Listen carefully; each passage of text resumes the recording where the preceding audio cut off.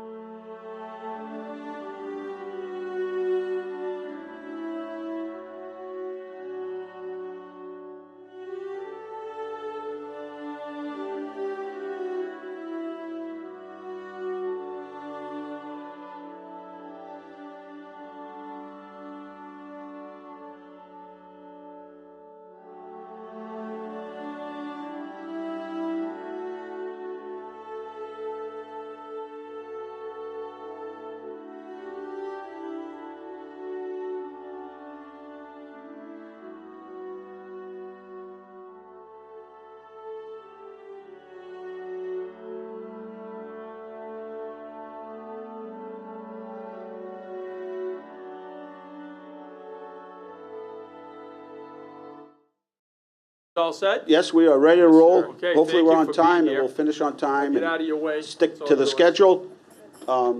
Obviously, we're here to update you on exactly where the Leominster Police Station is. And as you know, probably you get the same questions that I get regularly. As soon as we pick the location, it was when will it open, when will you start construction? So I'm going to take you from the part where we pick the location to as far as I can right now, and then we'll get you. We'll get you a third of the way there tonight. How's that? So here's a history of the site selection process. You might not be able to see all those little dots, but there's a list of some of the locations that we looked at. And one by one, we spent a lot of time evaluating each one of them. Some were, all of them were good. And then some of them we learned later on were in the floodplain district, or just wasn't something that everybody on the committee was happy with and thought there was a better location. And so here we are many years later. And we've finally picked a site, and let's look at those. Let's just real quickly look at where those properties are. 106 Central Street, that's a 3-family. That would be on the left-hand side as you leave town. You have the Alzheimer's Park, and then go down 2 or 3 houses, and there's that 3-family. That is one of the parcels that we'll be using. 112 Central Street, it's really the historic Witten Insurance Company, appraisal, and real estate office. 124 Central Street, which is owned by Garrity Furniture. Garrity uses the rear portion of that land for warehousing their furniture and mattresses and accessories. And then we go to the old Lincoln School on Cross Street. As much as I'd love to save that building, it is a well-built, structurally incredibly well-built building. The footprint of it is on very little land. So even if we looked at it for housing, there's no parking to go along with it, and the building hasn't been used in many years. And so we could really, once you take the building down, the footprint is really amenable to the whole project that really makes for the extra parking space that we'll need for the police station. Here's the process that we have done after we decided. So after number 1 there, or slide number 1, and deciding a new location, first thing that we had to do by law is advertise on the Central Register. We then approached, and Bill Mitchell, the chief assessor, has been absolutely fabulous and has really taken the ball and run with this to keep it going. And so we had approached the owners to negotiate acquisition prices. As you know, if it goes over 25% limit, then it requires, of what the asking price is, then it requires appraisals. We inspected the properties and acquired rights of entry so that we could get in there and perform additional inspections. We had to know what we were purchasing. We did title searches to make sure that titles are clean. You want to do that before you spend a whole lot of money on the project. We applied for a grant for Phase 1 environmental site assessment, had purchase and sales agreements drafted and had and had signatures on all of them, and also had to have our legal staff prepare and then analyze those, review them, and then approve them. Perform Phase 1 environmental site assessments, and they got estimates for asbestos testings and surveys, and then appropriate money for the asbestos surveys. Inspected the properties for any encumbrances or easements, and that part is done. We consulted with bond counsel because the next piece of this is actually going to be working with bond counsel to prepare the loan and bond for the purchase of the properties and borrowing of funds. So that'll all happen. As you know, I think I explained last time, we'll internally borrow. That's why it's good for us to have that stabilization account. We can internally borrow. And then when the project is complete, market looks right, city's squared away in its finances, then we go out to permanent borrow. But there's no sense in permanently borrow, but there is sense in, well, part of the process has got to be that before we start a project, you have to approve the amount that we're going to spend, and not to exceed on the project. And that part will be done, the bond authorization will be done, and we'll be able to move forward.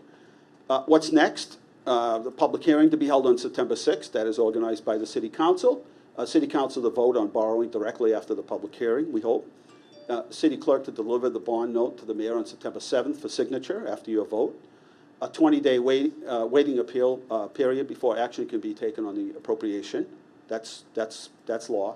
And then September 28th to the 17th, we actually go through the purchase of the properties and record the takings, record them at the Registry of Deeds. And then what happens after that? We write the RFP for demolition of all the buildings. Once the asbestos testing is complete, we award the demolition contract because now we have the bond authorization that allows us to spend the money. But again, we'll temporarily borrow internally from ourselves. And then we demolish the buildings and do some pre-excavation site for Phase 2.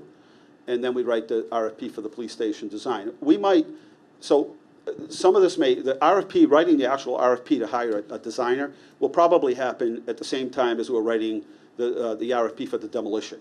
So that'll all happen simultaneously. So we'll be looking to hire a police station design company. Usually there are people that design police stations. That's pretty much their specialty. But we want to go ahead and hire somebody to do that, and we don't want to wait for all these other things to be done, then start to look for that. One thing is, you remember, we spent considerable amount of time, the people that were on the committee, we spent a considerable amount of time doing the programming for the police station, and that's where the police chief and the staff at the station really came in instrumentally, is that they were able to help us. So when we do the program, we want to know what space the police department needs for different programs within the police station. So whether it's the lockup or booking or the community space, locker rooms, report rooms, interview rooms, whatever it might be, it was that committee and the staff at the police department that went through literally square foot by square foot to determine exactly what the space needs were required for this new police station. That part's been done. It may need some updating, but for the most part, that exercise is done. So when somebody new comes in, or a new architect comes in to actually design the building, we're not going to have to go through that process again. We'll review that process, but the programming for the most part has been completed. You can go to the next slide. I think that's it. Okay, Bill, I don't know. I didn't realize I went through the whole thing here. Yeah, it was pretty good. I included in your packets the appraisals, so you have those for your records, the map of the properties, the purchase and sale agreements, any data that we have or that we've been through so far, just so you have it for your records and your review as well. At this point, we just would open up to any questions you have about the process we've been through so far, or what we're about to go through, so you can make an appropriate vote on September 6th.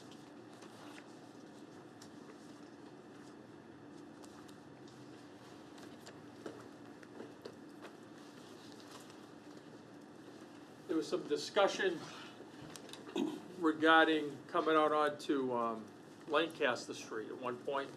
Did you investigate that So for the land site, acquisition? yeah, so the site committee at the time looked at those options. As you know, the site selection was limited. Coming out onto Lancaster Street via Cross Street seemed to be the best avenue at this point, unless we can purchase additional properties that abut that rear of that site in the future. That would allow us direct access to Lancaster Street at that point. Do you have enough money right now where you could include that, or? If we include, we don't, because we're borrowing the funds, we don't have the money, so we just have to do additional borrowing to do that, and then that would belabor the process a little bit longer, because then we would have to have purchase and sale agreements written up for that, include that in the central register, re-advertise, so you'd be talking about starting that process over again. What we'll do is, we'll wait, we don't know what so the architect will do the actual plans, then they'll do cost estimating. We'll have an idea what that, what the bids should come back at roughly. That will give us an idea. And then towards the end of the project, once we know that, of course, there'll be a contingency put in there. And then, once we get closer to the end of the project, we'll know if there's any funds, additional funds that we might be able to use for other site acquisition. But we won't know. Yeah. It's quite a task to go from the back of the police station to Lancaster Street. There's some elevation changes out there. On the map, it looks good, but, so Yeah. we would wait, because we'd really like to stay within that number that we've picked, for the budget, and leave enough in the contingency in the event that we run into, issues or changes that need to be made that weren't foreseen. But for the most part, most of the people that'll bid on this project are people that have done police stations in the past. And, the square footage is really the square footage cost is really gonna be the square foot cost based on what's going on in the market at the time, how much work these, contractors have. One good thing is Wendy had putting in for another MassWorks grant for $2.5 million. If we get that, those will be, there'll be infrastructure improvements that will be made that we won't have to make as part of this project.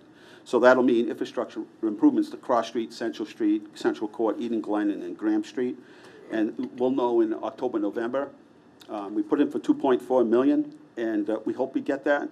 That'll mean replacement of about 4,000 feet of water line, 5,000 feet of sidewalk, relining of 3,600 feet of sewer line, paving, drainage. And a lot of those things are things that we have to pay for in this project. So Right.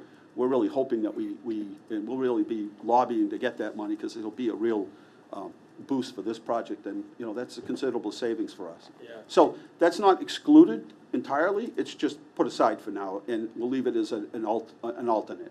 Okay, thank you. Sure. Sue? Oops, thank you. Through the chair, I think this is really for the assessor.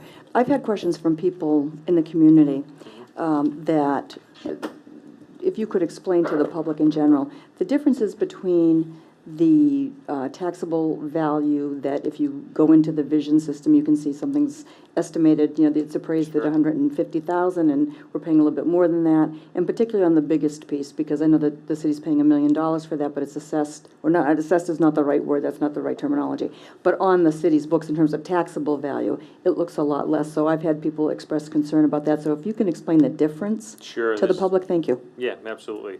The first difference is the timeline, of course. Those assessments on the website right now are almost 2 years old, because January 1st is coming up on us, and that's when the new assessments come out, and then they'll only be a year old.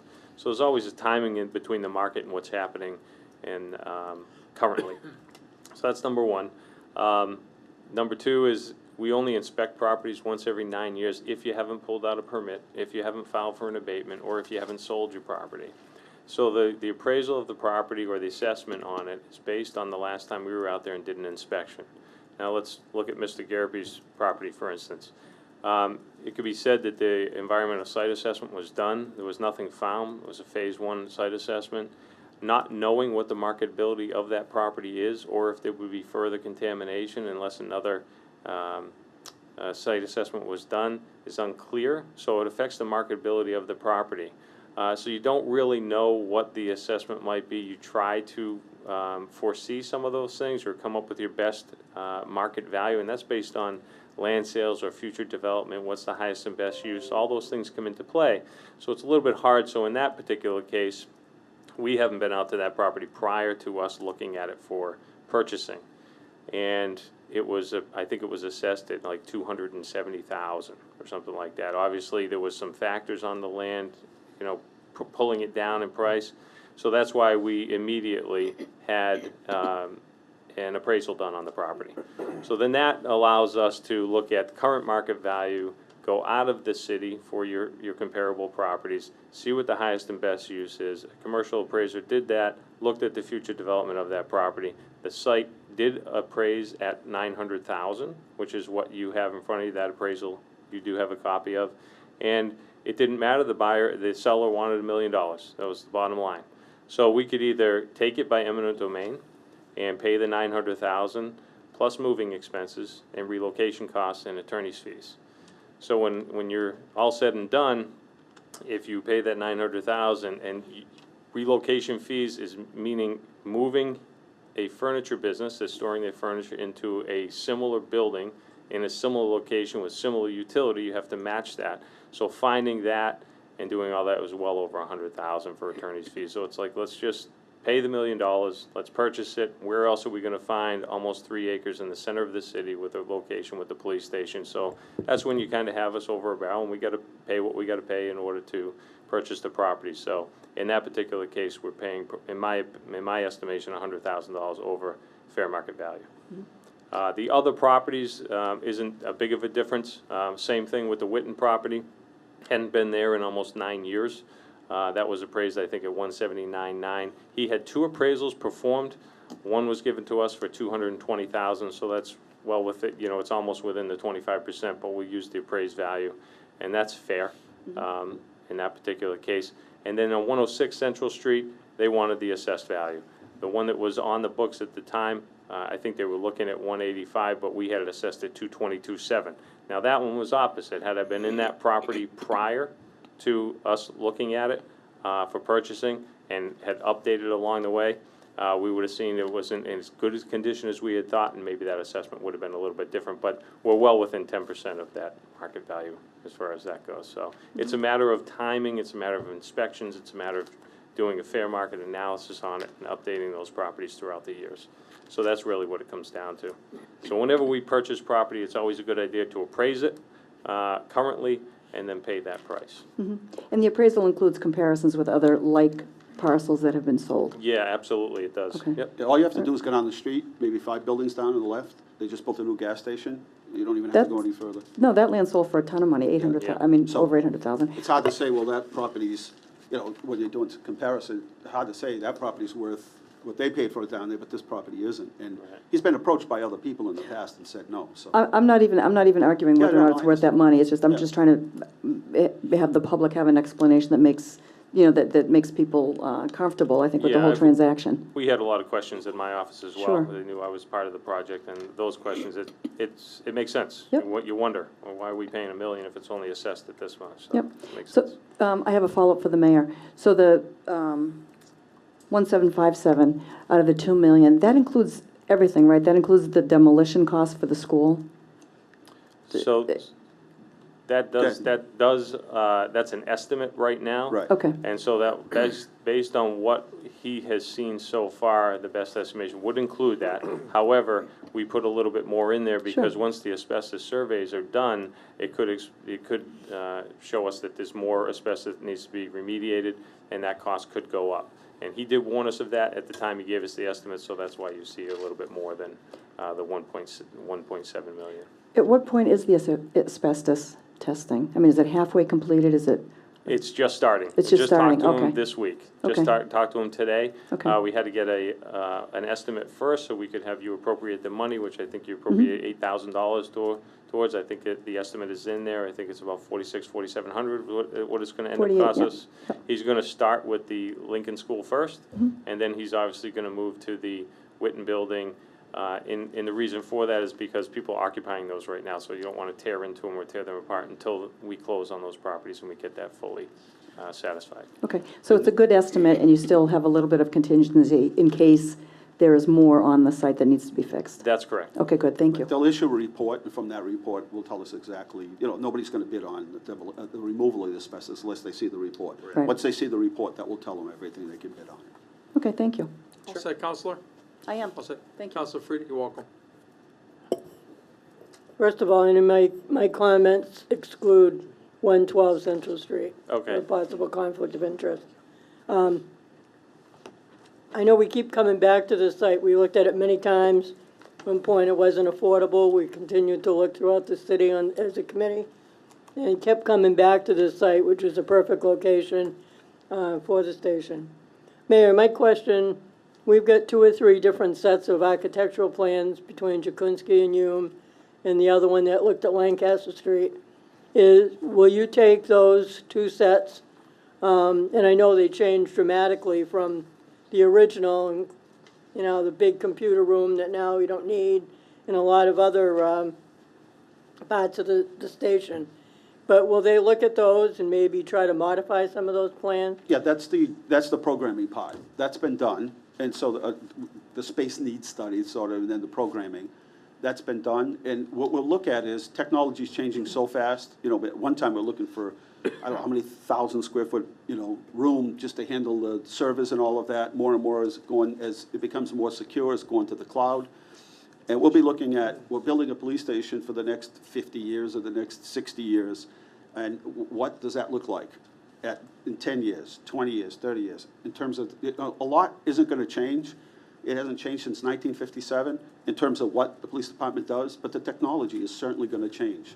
The Cruiser is a mobile police station at this particular point. I mean, that's the technology that, when we first started with mobile data terminals, they didn't work so great. Better and better, the technology's getting better, the computers are getting better, the airwaves in terms of transmitting messages they're more secure.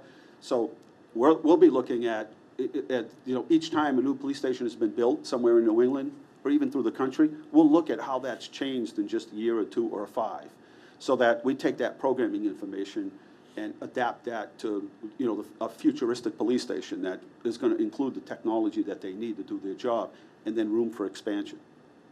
If we went back to Salem now and looked at the new one 20 years ago, Outdated. we'd find out all the problems they encountered since then. So you're right, and to go back and look at some of these that we looked at, it's a good indicator of what to avoid. Just communications. Just, if we built a station 10 or 15 years ago, we'd be ripping apart the communications area, because that alone has changed so much. And that's one of the key and most expensive parts of, is the area of dispatch. It's a whole profession in and of itself. The technology's changing. We're bringing on 911 so that when you call from your cell phone, it no longer goes to the state police and then transfer it back. All of that's evolving, and it's going to just continue to evolve more and more, and we've got to look to the future and see exactly what that technology is going to be in 5, 10, 20 years. I know I went to a seminar 20 years ago, and they said, everything will be on your phone, your home phone number, everything will be there, and I said, there's just no way. Everybody's got a phone, it's got everything on it.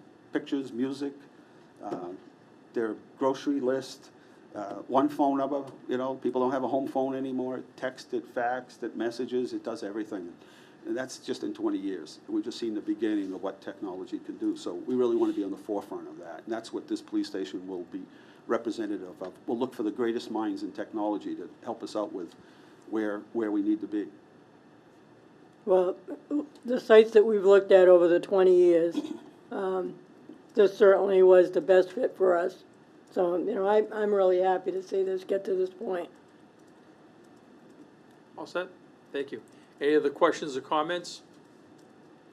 I know we're talking about land tonight, but at the end of the day, I remember when when people built schools and they had to dig out the old furniture to bring in because there wasn't enough money for new furniture. So we're going to be in pretty good shape at the end of the day with what they need. Yes. Thank you. And we're hoping that, you know, a local company that's right here in Leominster will bid on it. Yeah. I mean, there's tremendous opportunity here for local contractors and everything. That's what's really good about it.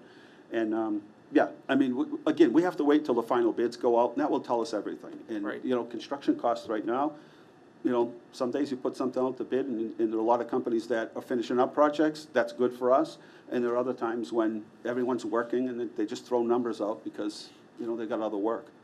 So Okay. we're hoping to catch it at the right time. Does it look like our timeline's right on? with Yes, that oh no, special meeting on the we're 6th? moving along real fast here. No, from our angle, we're not holding you up at all as far No, as our not schedule. at all. We're moving Okay. along, Not- everything right not to the yet. T. Okay, Not yet, he said. not yet. No, I don't anticipate any issues at all. We've done our due diligence. I think, Yeah. you know, people say, well, you should have built it 5 years ago, and I remind Oh. people, that would have required a debt exclusion and override to do that, because we had these other projects.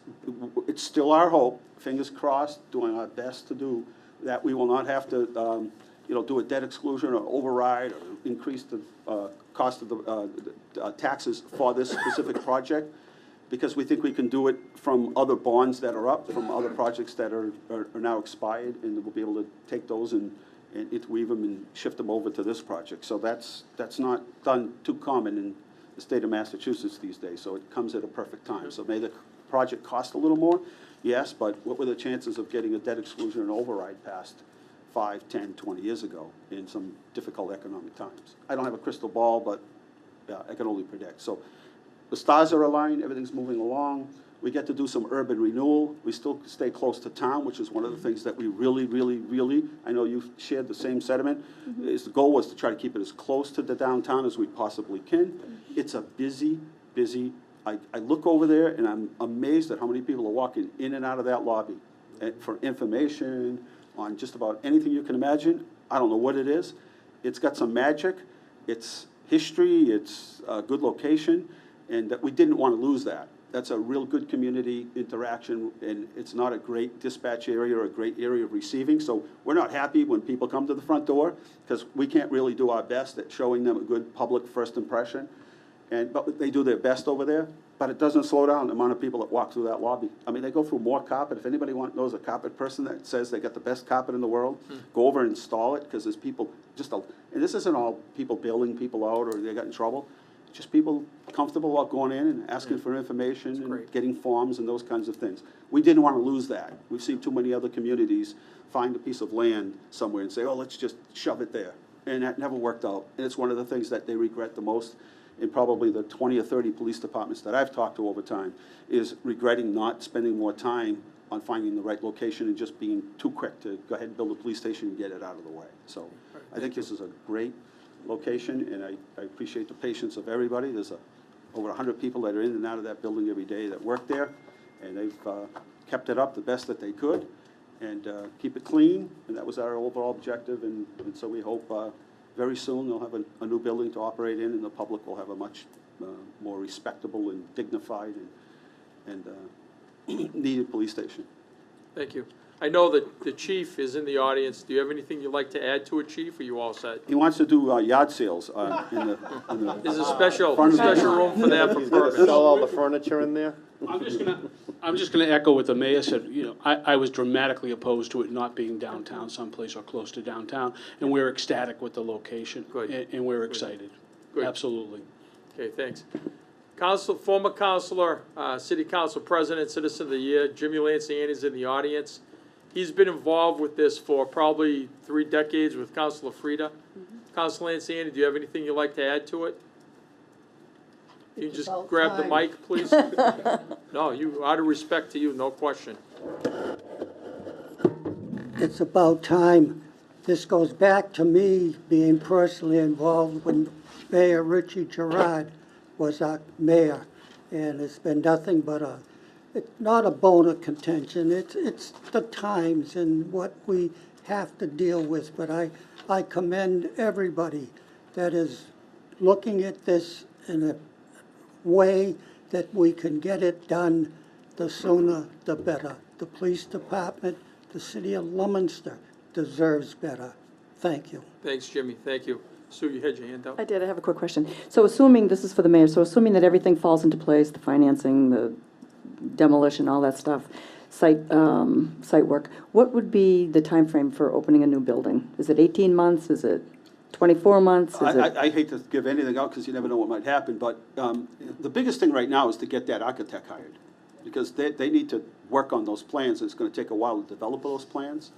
And then it'll go out to bid, and then we start construction. We hope by the 1st of next year is when we start construction. It could be earlier, but that's what we're hoping for. We're already halfway through this year, and we've got a lot done. Believe me, this was a lot of work, you know, thanks to Bill and everybody that helped out.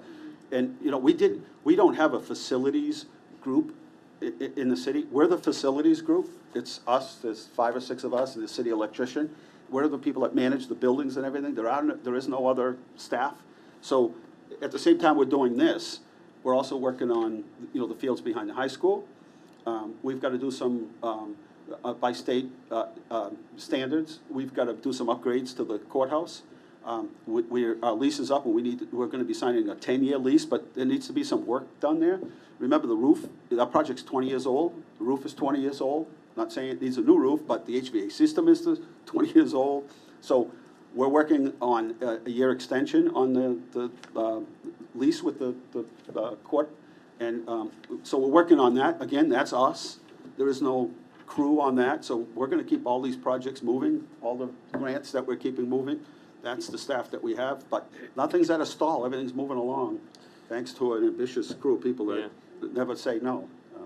I think that's, to answer your question, that one of the hardest things is that those RFP processes. You've got to put those out for a certain amount of time, get the appropriate bids, review those. File sub-bids. Exactly, and just make sure you're doing your due diligence. You don't want to rush through it for the sake of getting it done, but let's do it the right way.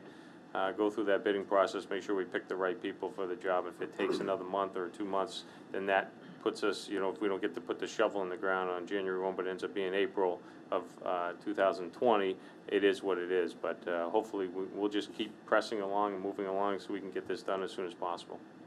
That's great.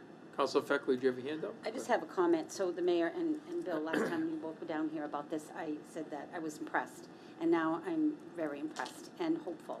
So I think that this is great information. I think it's a great location.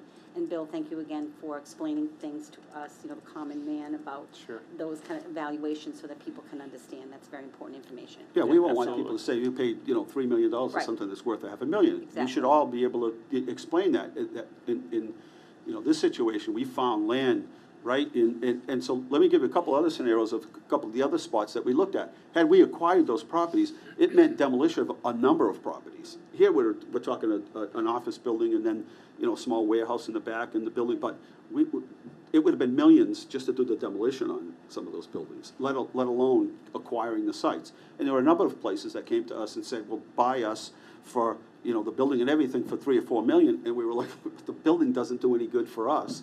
We have to demolish the building, and we still had a small piece of land, like 1.5 acres to 2 acres. So in the end, when you weigh it all out, our due diligence, I think, between the committee and everybody that worked with coming up with ideas and circulating things, when you do the cost analysis and do the spreadsheet and look at, cost versus, cost of demolition and the cost of acquisition, this is far less expensive. And we stayed within the state guidelines, which doesn't allow us to go over by 25%. Now, we didn't go to them and say, well, what do you want for the building? We want $1 million, so, well, we're gonna go 25% above that. These were people that owned the buildings, paid, Garrity, I know for a fact, by just going to the registry of deeds, you can see what they paid for the property. So this isn't much more than what they paid for the property, and they've had it for all of these years, and have other offers on the property, so. They also had demolition expenses Exactly, with they Miles did. Kadek's property. Very much so. That's right. Yes. So I just want everybody, so while we're making the public, aware of all this, at the end of the day, it may not be, it may not seem like small potatoes. It isn't. It's a lot of money. It's millions. But at the same time, when you do the cost analysis and the benefit to the whole thing, it's far less than what we would have paid in all these other sites. Councilor Bonanza? Yeah, I just think, I echo the other comments here this evening. Really like the site, and it's not insubstantial to be eliminating a very large obsolete building. That's the city's responsibility, and picking up the land area in exchange. I mean, I think that's a really nice part of this project. I'd love to save the building. It's I a love must. history like you do. Yeah. Lincoln School, you go inside the building, what's gonna happen is it'll be another Carter Junior High, because Right. we can't get people interested in the building, and it doesn't have enough usable square footage in there to make it worth making the improvements that you need to bring it up to code. So Right. what does that So- mean? so- That means it'll sit there and deteriorate, and It it would have, could it go on would for have been the decades. city's liability for potentially no real gain if this Forever. wasn't the site, Right, or really minor gain. We're dealing with this on the So 6th. that's another very that's correct. great part. And it of really this. lends itself, the way it slopes down for a multi-story building, it's the best that we could find. So we'll be dealing with this at 6 PM on September 6th. I'm going to encourage the councilors, if you have any other questions that come up, which might, you can contact Bill directly if that's okay. Absolutely. All right, thank you. We're going to push on now to Pleasant Street. You have the floor. So you have a packet in front of you for 1183 Pleasant Street. This was brought to our attention.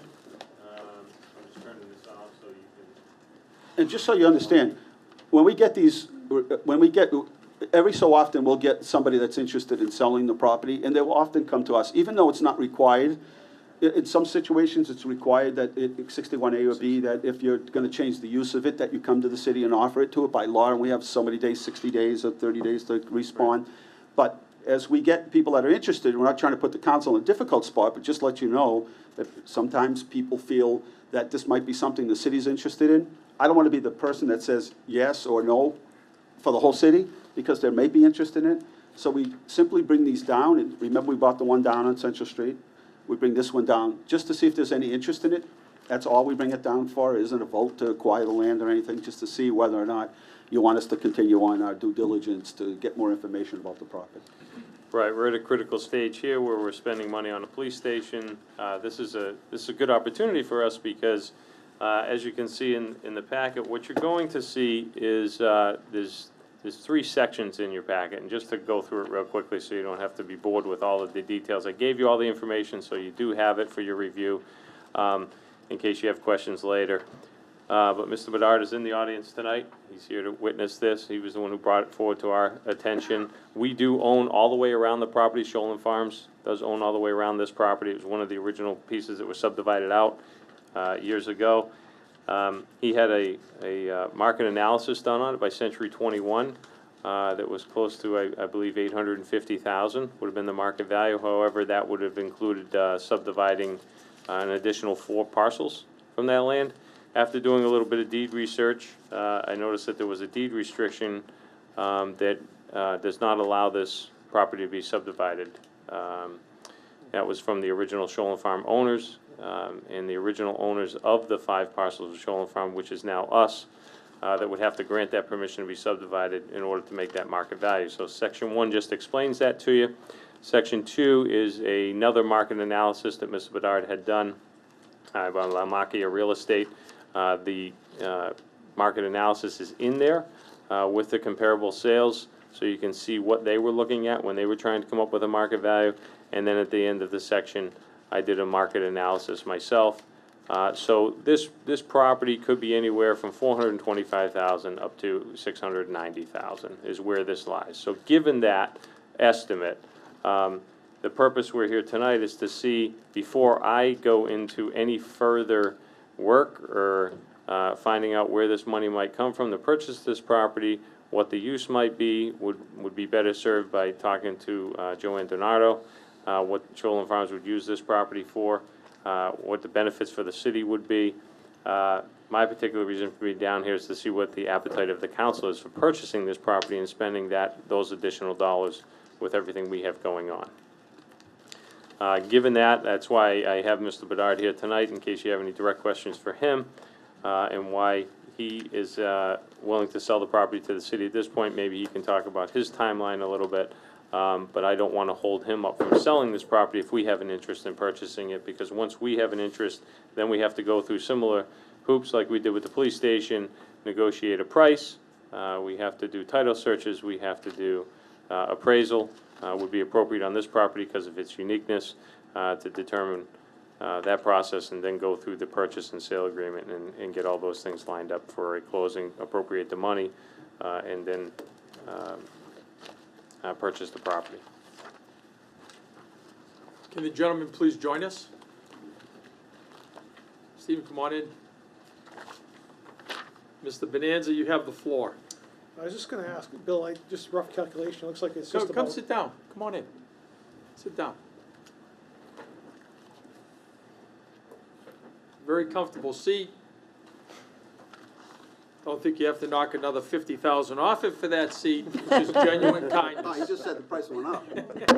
That's not gonna happen. Bill, Yes. just roughly calculating this, looks like it's just about 4.6 acres of land total. That's correct. And looks like the land, of course, adding that kind of additional acreage to Shoalin Farms might be nice. There's a nice home, obviously, on the property. Would there be any kind of potential to reconfigure the lot that goes with the house? In other words, buy the property as a unit, Take the house Get- and get- put it on a lot. configure a lot for the house, market the house to somebody with the appropriate restrictions consistent with Shoalin Farms, and then essentially gain the land in the process.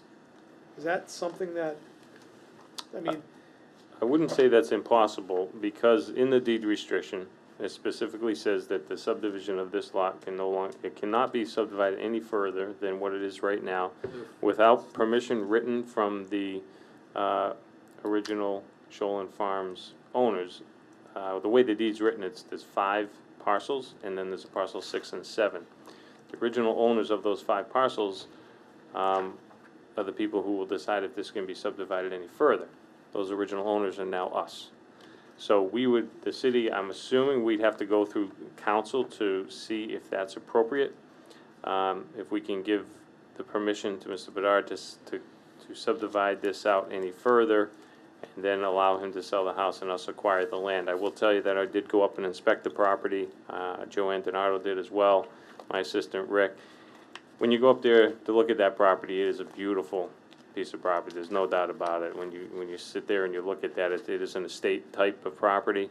The land is beautiful. It would be a shame, I think, in a way, to cut it up and subdivide it further, and then us grab the orchard part of it, and then try to determine how we would subdivide out the barn and the house. But I think you could, I think the answer is, would we, I think, I feel the same way. I would like to, I'm in favor of purchasing it if we can come to an agreement, but I think the answer is yes. Legally, I think we can Probably. separate the building, probably, yeah, separate the building from the land, but it sort of takes away from the whole piece of the property. so that leads to my next question. What do we do with the house? Right. I think that part of the Shoalin Farms plan was, and always, I mean, they've always had this, we've talked to Steve over the years. Steve was just a young guy when he started paying it, still a young guy, but, you know, we've talked for a good 10 or so years about this, knowing that someday he'd get to this point. We wanted to make sure we kept the lines of communication open in the event that we were in a position to purchase it, because it really does fit in with their overall plan. So yeah. would they convert this home to Offices, and- offices and space for their activities? correct. I see. And that would be less that they'd have to put into that new building that they're looking to put, which is more of the retail, the events portion of it all. But it's just, go up there, I mean, you've been up there, it's a historic Yeah. home, and it's just got some beautiful views. Go out there and stand in the backyard. And it really ties in, and you know, we have done, you know, with the acquisition of all the open space that we've got in Shoalin Farms, and Leominster's reputation now is, you know, we're the, you know, sort of recreational area here, and it's turned into dollars for a lot of the businesses that are here, and this is just a piece of it. And Shoalin's gonna, you know, they know, and everyone knows, we've gotta take it to that next step. You know, they've done a great job of what they've done, but now it's time to bring it to the next, you know, to the next level. Is this the last structure before the Strenlin line on that side of the street? Yes. Then there was another piece that the Possex owned that was in the Sterling side, and they sold that. There's a house up there, and even if you, I stood in the driveway the other day, and it's amazing, it's beautiful, just a beautiful piece of land. So just so you know, where I stand on it, I would love to buy the property, but again, we don't wanna, you know, we don't wanna use, you know, valuable time, everyone's time to pursue it further if there's no interest, and if there's no interest, it's fine. It's just, we'd like to know, and then if we'd like to know, we'll go back to work on it. Fair enough. And continue with Steve, and then at the end, if we still, you know, do some more work on it, and it's not something that you're, you know, that it sounds right at the time, there's too much going on, then we'll certainly let you know. But we feel it's only fair to Steve to let him know, so he can pursue his other options. I mean, right now, it's a great real estate market. These are exact properties people are looking for. They're historic, they have a lot of land, and they're in special places.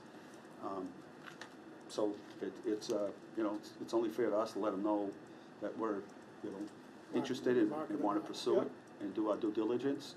And that won't take very long for us to do our part. We'll be back here pretty quickly. Steve, what's the age of the building? It's actually, officially it's 1815, but it's 1783 as far as when they got it, they actually built it. It's in the historical commission Yeah. register, they have it there. I mean, it's 12 rooms, almost 4,000 square feet. 7 fireplaces. I mean, It's biggest thing is, unbelievable. I'd like to invite you all there to look at it, We're coming up for dinner. and you'll all come back and gonna say, I'm gonna buy it. You know what, Let's put a house. everybody asks me, why am I leaving the house? Well, 12 rooms, it's just the 2 of us now. Time moves on, I'd rather sell it to the city than have somebody buy it and maybe apply for the change in the restrictions on the deed and put 4 houses there, you'll never get it. Just my 2 cents. When I first saw this proposal, I just fell in love with it. It's just, your house is amazing. Yeah, it's gorgeous. I haven't gone in it, I didn't walk around it, but I saw it from the road. I drove up there again today, it's just absolutely beautiful. If you ever And go in I the garden have- and go in the back, I it's know. the highest point on the hill Yeah, of all I- of them. I still have 200 apple trees, yeah, and I tried to keep those just for the sake of in case this happens. They right. can be brought back. I don't take care of, I clean them up, make them neat. I don't spray them, so I don't have any good apples. Earlier this year, I actually met with Joanne and her new employee over at the trailer. I don't know if any of you have been in that trailer. It's basically condemnable. There's no question. There's nothing, I mean, It serves okay, we its gotta, useful it's purpose. taking care of its need right now. To think about going to work in that thing every day, and that's, that's your office is tough, and there's some good people that volunteer up there that kinda go beyond that, but I can't even fathom how awesome that your property is gonna be for that group and what they could do in that. Oh my God, it's just awesome. She had Senator McGovern up there Wednesday, and he took a peek over and he wants to move in when he retires. Yeah, yeah. But anyway, that's just my position. Let me start over here on the left. It started with It just, Council Oettinger. thank you. The property is a beautiful piece of property. It would certainly be a nice acquisition for the city and Solon Farms. My only thought would be, it'd be nice to hear from Joanne DiNardo how she envisioned using the property. Yeah, So just as a comment, but I'm sure she can find some great use for it, like you said, but Yeah. it'd be nice to know. yeah. Okay. Try some projections on what the use would be. That's awesome. Right. Good question. Councilor Cormier, anything? Thank you. Councilor Yeah. Pauline Cormier first? I'll say, Dave, go ahead. I've actually been in the house years ago. I went to school with Matt at St. Leo's, and our kindergarten class went there for a field trip. Still looking for a few of the kids. Yeah. 4 rooms, 4,000 square feet, they're still So looking for a few. of them. I don't have a very sharp memory of, the house, but I know I remember going there for a field trip, and I'm sure it's beautiful, it's beautiful from the outside, and, there's a few things that come to mind. I know that, Mayor, you had talked about a dog park in the city, and that Don't didn't. say that, because the next thing, that I'm gonna get didn't- phone calls. Yeah, right. They're putting a dog park. That didn't up work out Pleasant so, Street. that didn't work out so well with the property on Central Street, but, maybe we could work with, use a piece of this land is something that comes Nice to use for to that. mind. You think so? Oh, yeah. Or, the other things that come to mind are, if we were to purchase a property, where we get the funding from. I know we have an open space fund, but I don't think we have a ton of money in there. With the Friends of Shoalin Farm, I know they turn over some revenue in what they do. Would they be helping out with this as well? So those are some things that I have on my mind too. But, certainly I like the idea of potentially purchasing this. I think the city could put it to some good use, so I'm glad that we have the opportunity, and And again, once we Hopefully we get can some hear sort from of Joanne. feedback from you, a little bit of a pulse, we'll go back and, again, we'll spend the time on, where do we get the funds to purchase this, are there grants available? What the Shoalin Farms group, plans on, how they plan on using the building, all those things we'll be able to come back to. But for the sake of tonight's meeting, it was just to get a sense of where everybody's at. You want us to continue to pursue it, or is it just, we don't want to waste this time and let them, it's a good real estate market. We don't want to be letting them know in November and December when real estate sort of, softens until the spring. He'd like to know, and we'd like to give him, we don't mind putting the energy and the time behind the next piece of it, but we just don't want to go any further, just to come back and make him wait and come back and say, we don't think that's a good move right now. Well, it's feeling pretty good up to this point. Dave, you all set, Councilor All Cormier? set. Thank you very Councilor much. Frida next? I'm sure the interior has been all updated. It's, Well, no, updated, I don't have a doorknob in the house, everything's a latch. I got 40 doors. By updated, See, highway guys maybe remember all maintained this would be stuff. the better Yeah, term, we have a maintained to its kitchen's updated, age. the bath, there's 2 full bathrooms updated, yes. Now, did these, a market analysis, did they go into the property? Yes, they did, they couldn't come up with anything. It took them 2 weeks just to try to figure out how to compare it to something. There's nothing you can compare it to. Sturbridge Villages. You know, in the spot. That's what everybody does, they go, wow. I'm not saying I would have done any better, but looking at some of the comparable sales they use, I don't agree. They're not But- even, no, there's nothing. They're else not to even compare. close. No. And I know Bill kind of alluded to that, to have to go back at least 3 years, which you would have to do, maybe even more, to find something comparable. But, you know, to have an appraisal done would be the right way to do it, so we'd have a better idea on the cost. I mean, it's certainly of it, I really wouldn't want to see a dog park though. But I think, you know, the house just has such a stature to it, it kind of tells the story of Shoalin Farm.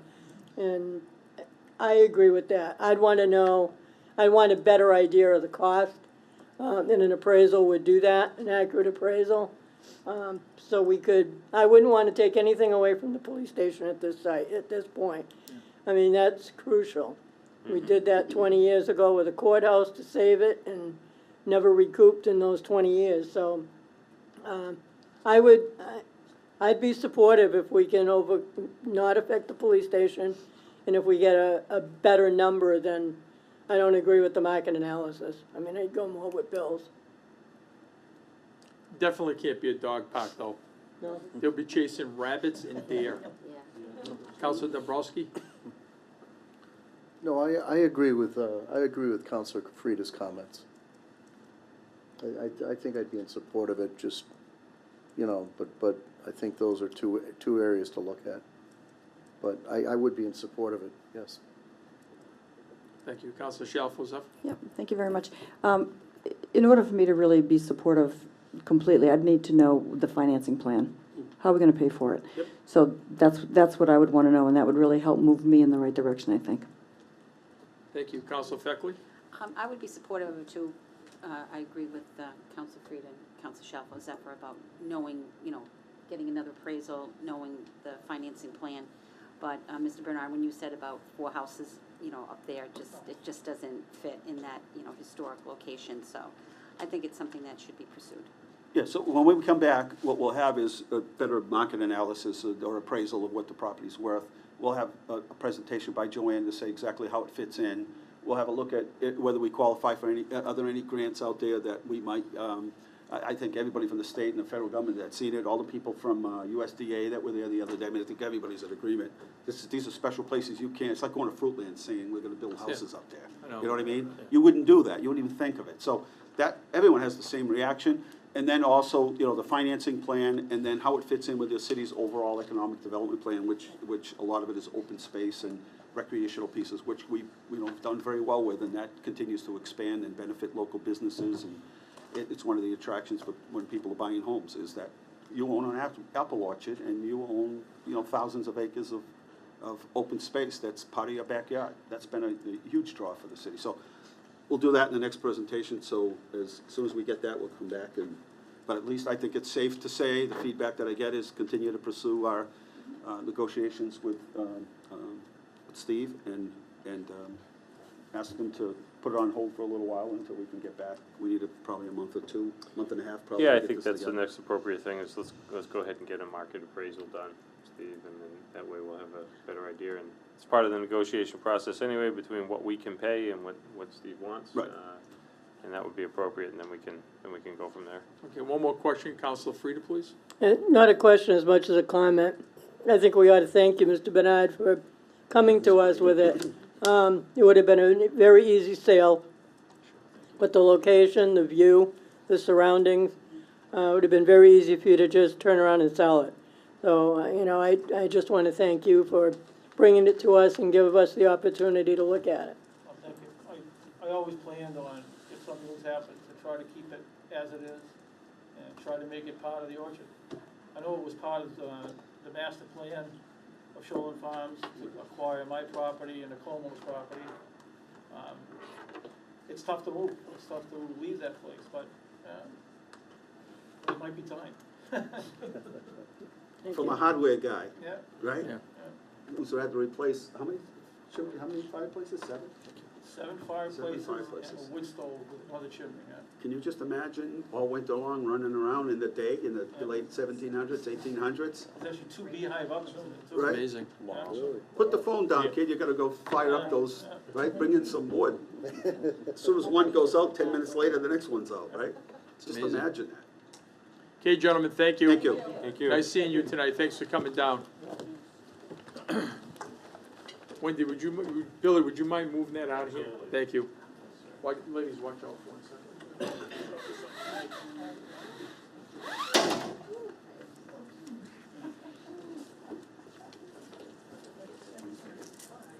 What's that? Yeah, yeah. We're gonna get right into the public forum right now. We may have to pause for a moment at 7:30. Actually, we're gonna wait till 7:30. We'll start the meeting, have the public forum, we'll recess, have the public forum, and then we'll have the interviews, and then we'll go back in the session. So you have 3 or 4 minutes to stretch if you like. What a nice house, oh my God. Like white and like gray, like really dark colors.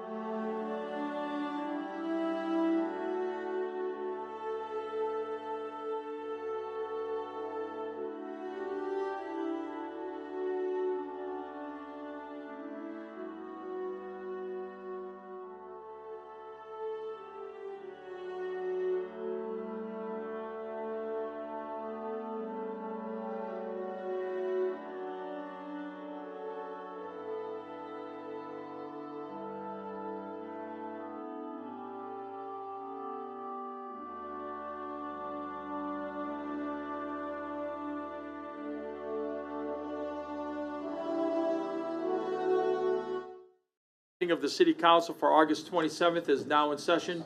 Please stand and join me in a salute to the flag. I pledge allegiance to the flag of the United States of America and to the republic for which it stands, one nation, under God, indivisible, with liberty and justice for all. We'll begin the meeting with a roll call vote of the honorable members of the council, beginning with Councilor Frida. Here. Councilor Dombrowski. Present. Councilor Shalfo Zephyr. Present. Councilor Feckley. Present. Councilor Bonanza. Present. Councilor Odenger. Present. Councilor Pauline Cormier. Present. Councilor David Cormier. Present. All 9 members are present. Thank you very much. Is the chairwoman of records ready to report? I am, Mr. President. I have the minutes of the regular meeting of the City Council on June 25th, 2018, and I find them to be in order and ask that they be placed on file. Excellent. Thank you. Thank you. Before I ask for a motion to recess, I'd like to spend a moment. Leominster lost another great citizen, a person that was a big part of thousands and thousands of children as they were growing up. We referred to him as Psych Tossie. Donald Tossie was his name. This past Thursday, the 23rd, he was laid to rest in St. Leo's and St. Anne's Cemetery. Psych Tossie, to me, reminds me so much of Dickie LaBelle. Many of you knew Chewy LaBelle. Chewy. And he just had a way with young men. In all of my years of knowing him and the kids that he touched as they grew up, not dozens or hundreds, but thousands of kids that probably had 1 foot out the door when it came down to having a hard time at home, hard time with money, hard time in school, he kept them on course. He was that kind of a guy. And not only did he coach Pop Warner football, in youth football, in high school football for 50 years of his life. After he finally retired, he spent the next decade or so working at Leominster High School as a hall monitor. Now, you talk about a tough job. It probably doesn't get any tougher than that. You know, when you're trying to get kids that are running amok to get them in a classroom, get them in a building. But his love and his passion to just be a guy with genuine kindness, reach out.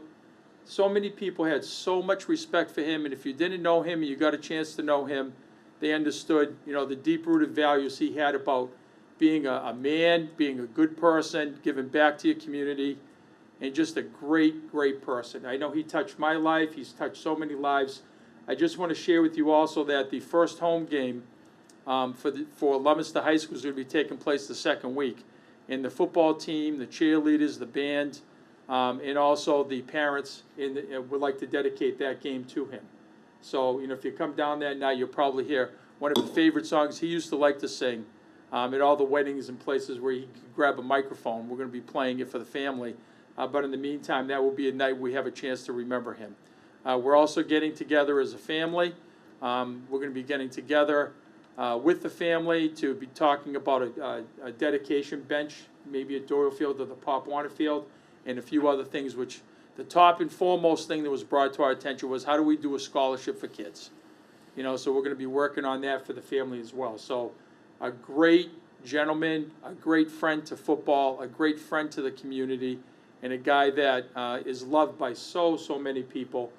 He's now in the great heavens above with no question, probably watching some Monday Night Football game preseason thing with Togo Palazzi and the rest of the guys up there in Peepolio. So I'd like to ask if we can give him a moment of silence. Thank you.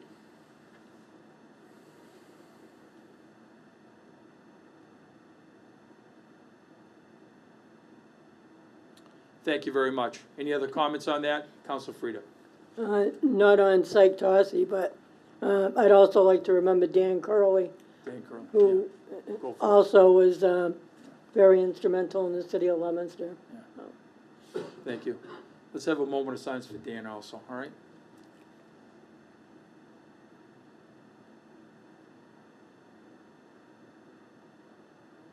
Thank you. Any other comments or questions? Yes, Councilor Cormier. I just wanted to add that in addition to Psych Tossie's coaching of football, I also had him as a coach for St. Anna's girls basketball. That's right. Now, That's right. that is a challenge in and of itself. Yeah. So I think he deserves Yeah. some kudos for taking Yeah. time out of his life for the girls basketball program at St. Anna's. Yeah. And he was great with the collection basket too, because if you didn't put anything in, he hesitated with it for a while. Psych He was a Tossi good used to guy. bring his kids on the Pop Warner team, regardless of their denomination. They all went to church on game day. Isn't that amazing? And they all went too. They had no choice on that one. Psych was tough. Any other comments? Okay, thank you. Do I have a motion for a recess? So moved. Okay, seconded? Seconded. Thank you, we're in recess. Okay, I'll yield the floor. I'm gonna do the public forum first, and then we'll right to Ways and Means, all right? All right, thank you. Okay, let's see. Public forum is now open. This is an opportunity for any member of the audience to speak on any matter specifically listed on the council agenda this evening. Speakers will be asked to come to the microphone, state their formal name and address, along with identifying the specific item or items you wish to address. Each speaker is respectfully asked to keep the comments within a 2-minute time frame. The council will not be able to respond or answer any questions. However, at the discretion of the council president, if clarification is needed, it will be given. The first person to speak tonight, Mr. Lanciani, former city councilor, council president, citizen of the year, veteran of the year, Mr. Leominster, right here. Nice to see you tonight. Thank you very much. My name is James Lanciani Jr. I'm here this evening to speak on some subjects that if I was still sitting here with you this evening, that I would be voting in favor of, and I would just bear your indulgence and keep in mind what ones I would support. C6, which is for the purchasing of the land for the police station. I am glad that I'm still alive and able to see some fruition come to something that was started back during the Richie Gerard administration.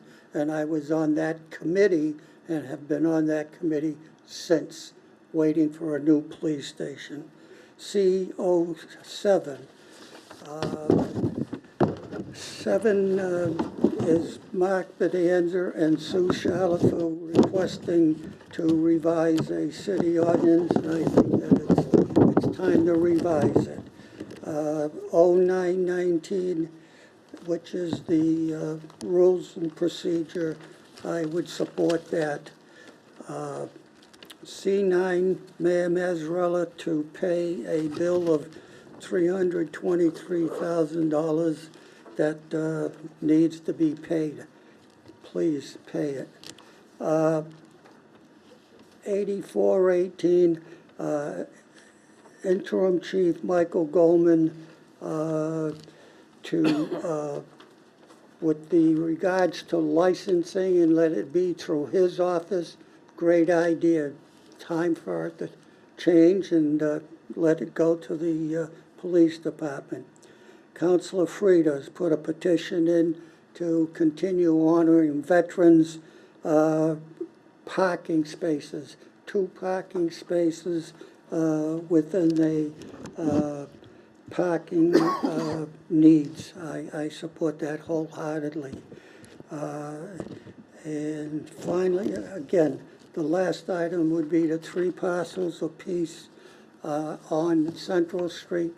Let's purchase them and get moving to get that police station done before I pass away. Thank you. Thank you. So the council godfather has spoken. It gets rid of most of our debate. We're ready to vote. Okay, thank you, Mr. Lanciani. Mr. Zimmerman. How can I follow that? That's a tough one. Gary Zimmerman, 47 Lynn Haven Road, C06 for first.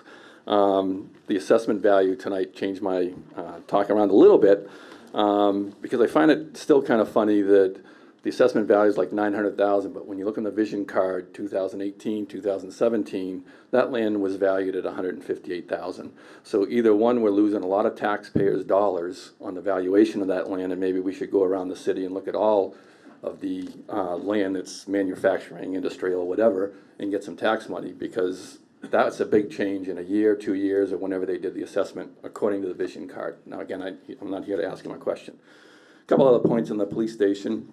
I did talk to a person in Gardner, and he volunteers for the city and on the council, but they have a different thing up there. And the one thing they said that he wished they did when they did the police station was get a price from a prefab police station. The prefab buildings right now are a lot different than you think when you hear prefab. And they're built in a building, they're pre-built, and it's a lot cheaper, and they wish they did that at that point. And the only other thing, again, I'm here more from the taxpayer standpoint and looking at trying to save money, whether it's to buy the house up in Shoal Farms or whatever. Can you buy plans from another city and alter them? You know, you spend $100,000 on plans, or maybe it's more in architectural designs. Maybe you can buy them from somebody else and then tweak them and maybe save $50,000, $60,000, $70,000 in that. So those are just a couple ideas from my standpoint. C13, parking meters. I brought this up a couple of years ago at the budget hearings.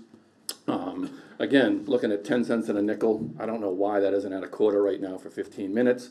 I don't know why there isn't any consistency around the city on why, like, the courthouse or the post office doesn't have a meter in front of them, but in front of City Hall it does. You want to take our dime and nickel there.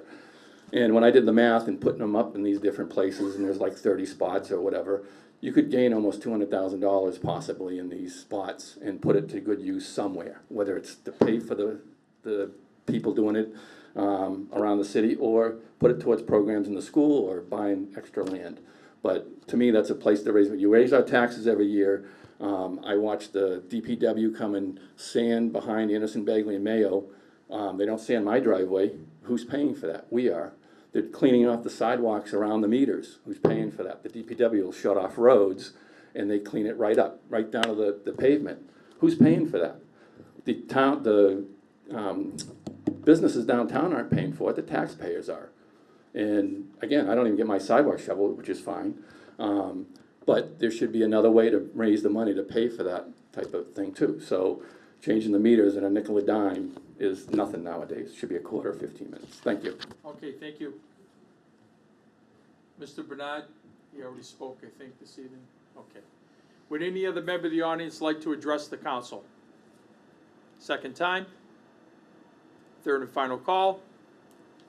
If not, the public forum is closed. And before we go back into session, I yield the floor to the chairwoman of Ways and Means for your interviews. Thank you, Mr. President.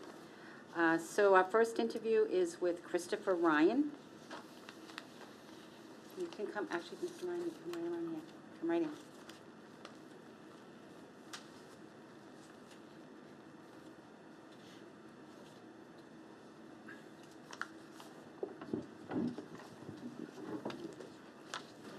Hello, sir. Thank you for coming. Good evening. Hello. Good evening. I am Gail Feckley, and I'm the chairwoman of Ways and Means, and the committee includes Councilor Frida, who is the clerk, and Councilor Dombrowski, who is our third member. So we invited you down here to meet you because the mayor has designated you for the duties of planning director on a temporary basis for Correct. 60 days until the office can be filled by permanent appointment, because we recently had the sad, leaving of Ms. Kelly, but we understand her decision. Absolutely. So we wanted to know a little bit about you. We don't have a resume, so you're kind of like a clean slate right now. Okay. So if you want to introduce yourself to us and to the public, give us a little bit of your background, how you believe you can serve the city within the 60 days that you'll be the interim planning director, and anything else you want to share with us. Great, thank you very much. And thank you to the entirety of the City Council for having me here tonight. Christopher Ryan. I've been a planner for over 30 years and been in Massachusetts since 1999. Actually 97 when I was in Peabody, but had to go back to Georgia for a year before I could come back. But essentially, I've worked for cities and towns and counties and special districts throughout my career, many different types of communities, different types of populations. I've enjoyed it all. I've learned a great deal from those situations. And I would say that my three primary areas of strength would be master planning, zoning, and economic development. I really enjoy those three areas in the planning realm, although I certainly can do other things, but Those are the three things that give me a great deal of passion. I've really enjoyed my experience so far in the city. I've got a great staff down there, and anybody that inherits that position is going to have a really good bunch of people to work on the different projects that the city has going on right now. I've had an opportunity to go to the planning board for a meeting, and seems like a wonderful group of members of the planning board. And I think that this city in particular has a really bright future, I think, ahead of it. Growth is coming out inexorably from the 495 corridor and up from Worcester, and I think that certainly opportunities are going to be out there for commercial development, industrial development, and residential development as well. So I'm very excited about my interim work, but I am also a candidate for the full-time position as well, and I would hope that I have a great opportunity to interview for that on the 5th. So if there's any other questions that relate to my background or what's going on in the planning department right now, I'd love to answer them for you. Okay. Just one of my questions I mean, you did say you had applied for the permanent position. Correct. But in the 60 days that you will be in a temporary basis, you've been in the planning, you've been there, you've talked to people. What kind of seed could you sow in 60 days? That's a great question, because I was thinking about that question earlier today. Obviously as an interim, I have to be careful not to step too far in one direction, because certainly if somebody else occupies a position in a month or two, maybe they might have a different perspective on that issue or that topic. So certainly what I'd like to do is try to continue to build the department as a team, have people work together, coordinate, communicate, collaborate. Certainly I think the issue of communication and collaboration is always an issue in departments. There's always ways to improve that communication, but certainly for me, I think it's important that I can probably work on that and move the bar forward a little bit in the 60 days that I'll be doing that. I think observation of the way certain things are done, I might either moving into a permanent position or exiting, providing an exit interview for the city, talking about a variety of different things in terms of the way the office is run. I can talk about filing systems, moving toward more electronic storage of files, and using electronic means for other types of things, utilizing Outlook more, utilizing technology for a number of different things that could improve customer service, could improve productivity. I think that's another area that I really have a great deal of passion for, is using technology to advance, work for the customer, which is our citizens and the businesses in the community and other stakeholders. And can you just give us examples of maybe the last couple of municipalities that you've worked in? Last couple of municipalities in Massachusetts that I've worked for, I worked for the town of Dedham for a couple of years, and I worked for Ayer, Massachusetts, as the planning director, economic development director, and community development director. Okay. All right. Thank you. So we'll go to my committee now. Councilor Frida, do you have any questions or comments? Again, without a resume, it's a little difficult here, but you just hit on a couple of prior employment. Can you go back about 10 years and tell us where you've been in the past 10 years? Absolutely. My most recent position, I'm actually doing consulting right now, or have done some consulting up to now, but up to February, I was with the Central Mass Regional Planning Commission as the land use manager and planning manager. We had obviously 40 different communities in the Central Mass region, and very much like the Massachusetts Regional Planning Commission, we do a variety of different types of work for communities: zoning, economic development, housing, energy, and those types of things. So it would be working with Worcester and the 39 towns in the region. How long were you with the commission? Almost 5 years. Prior to that, I had a short stint with the MAPC in Boston, which is the regional planning agency for the 101 towns of the Boston metro area. That was a contract position, and I was working on the casino projects. I worked on the Millville, the Milford project, and also the Everett project related to the casinos. Prior to that, I spent 2 years as the planning director and environmental services director for Benton County, Arkansas, which was quite an experience, I must tell you. And then prior to that, I was doing my PhD, so I worked for several towns. Let's see, back to 2008, I worked for Ashby as their land use coordinator. And prior to that, I was with the town of Dedham for 2 years, first as their contract planning director, and then I was appointed after that as their full-time planning director.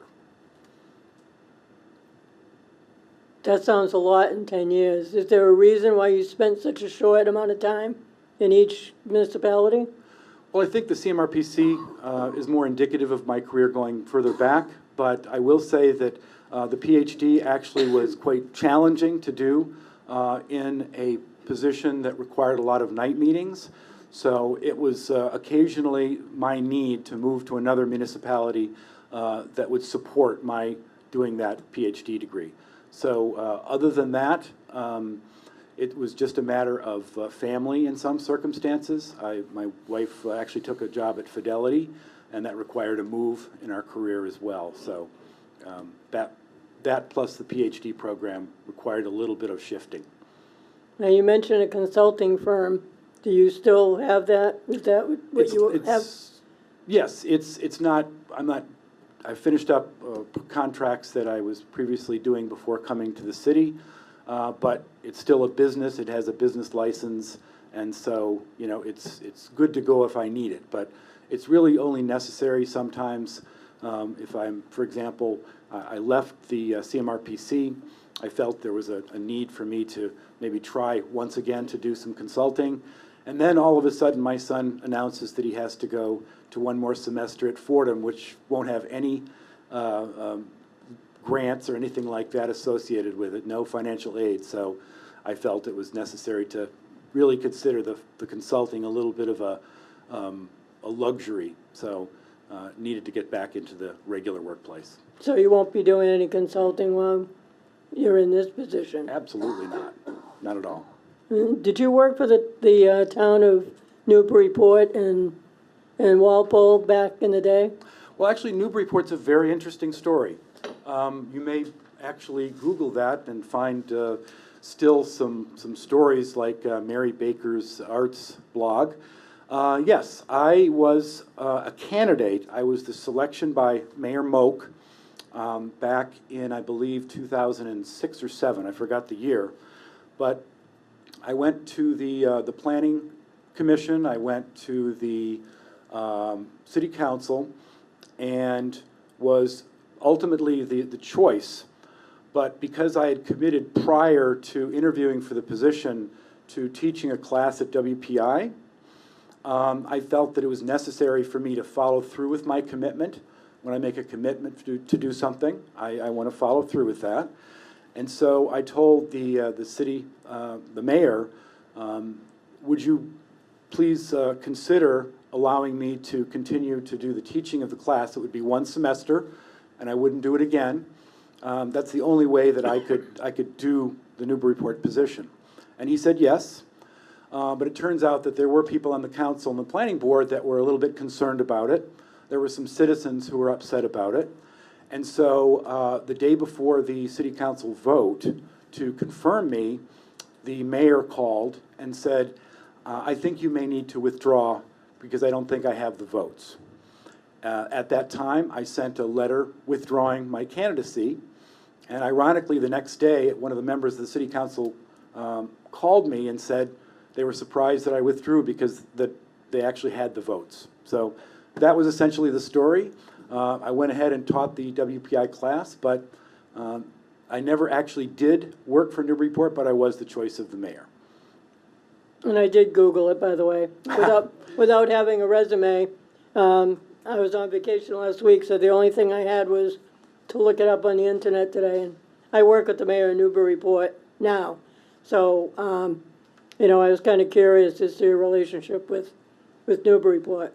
Isn't he the interim town administrator for Pepperell right now?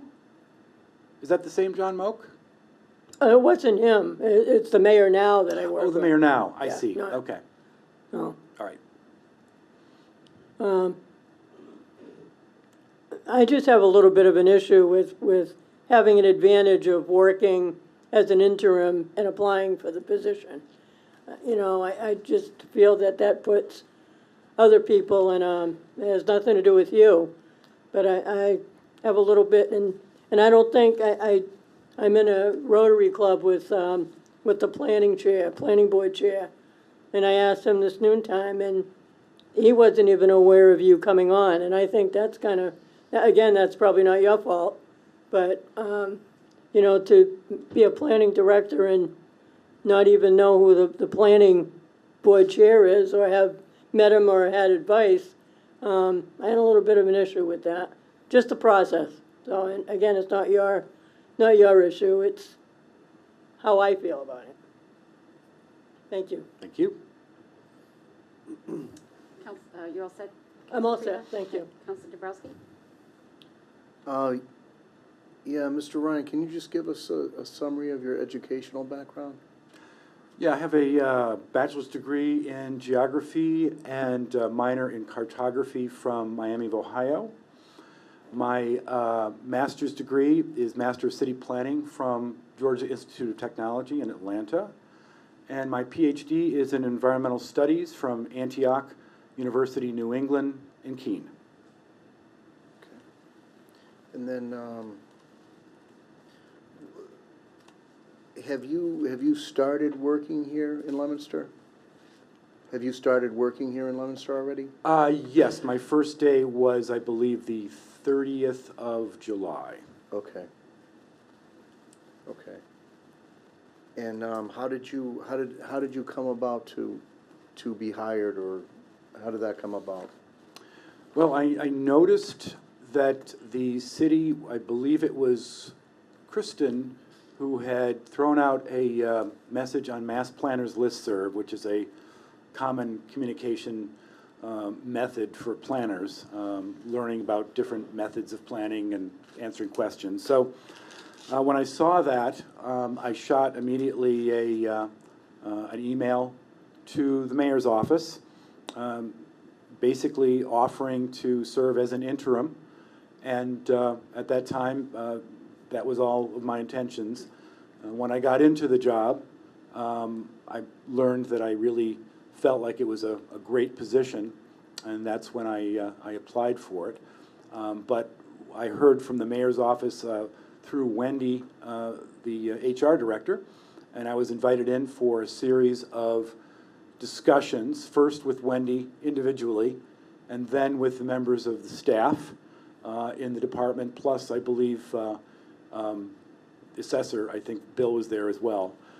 So after those two interview sessions, Wendy said that she felt like the mayor would be interested in having me serve as the interim. And so within a few days, it was worked out, and I was asked to join the team. Okay. Okay, I'm all set. Okay. Any other councilors? I saw Councilor Cormier. I'm all set for the moment. I'm going to I'll reserve my comments for when we're in session. Okay. Thank you. Mr. Shalfo-Zephyr. Yep. Thank you very much, Mr. Ryan, for Thank you. coming down. We appreciate your time. So you've been on the job for about a month, Correct, yes. almost. And based on your experience, what do you see as the most pressing challenges, I guess, in the planning department?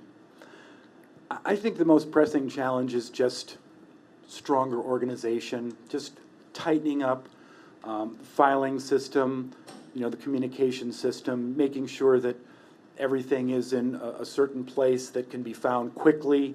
I mean, one of the things that I found in previous positions is that searching for files, the exact file that you're looking for, can sometimes take more time than actually dealing with the question that the file is supposed to answer. So I think just efficiency and just tightening up, the organizational structure, again, improving communication. Right now, we've got 2 people on one side, and then you have this long hallway and 3 people in the other area. And I think sometimes that we become disconnected, and I think there are certain things that we can do to stay connected having regular staff meetings, maybe finding other ways to communicate, maybe going to lunch, that type of thing, just to keep that camaraderie and communication going. Do you have experience with CDBG grants? I do. I was the community development director for the town of Ayer back in the late 2000s, and we had gotten, I believe, 10 straight CDBG grants up to that point. Thank you. Yes. Any other counselor? Comment, questions? Counselor Bedanza? Oh, sorry. So you, in this month that you've worked, can you tell me some of the specific initiatives, and general administrative things that you've worked on? Yes.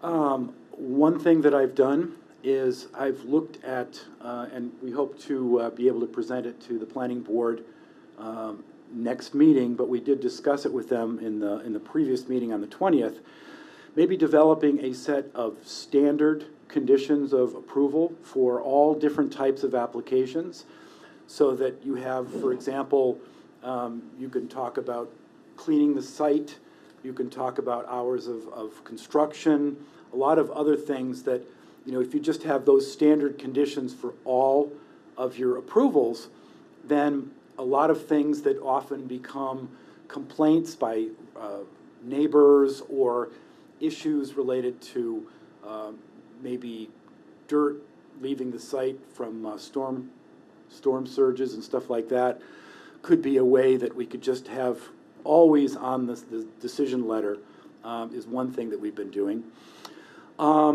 We've been working with making sure that staffers are clear in terms of their responsibilities, in terms of what they need to be doing, how we can coordinate that, making sure that, for example, if there's a connection between the clerk and the CDBG coordinator, that we make sure that that communication is clear, make sure that the things that they're each supposed to be doing are being done in a timely fashion.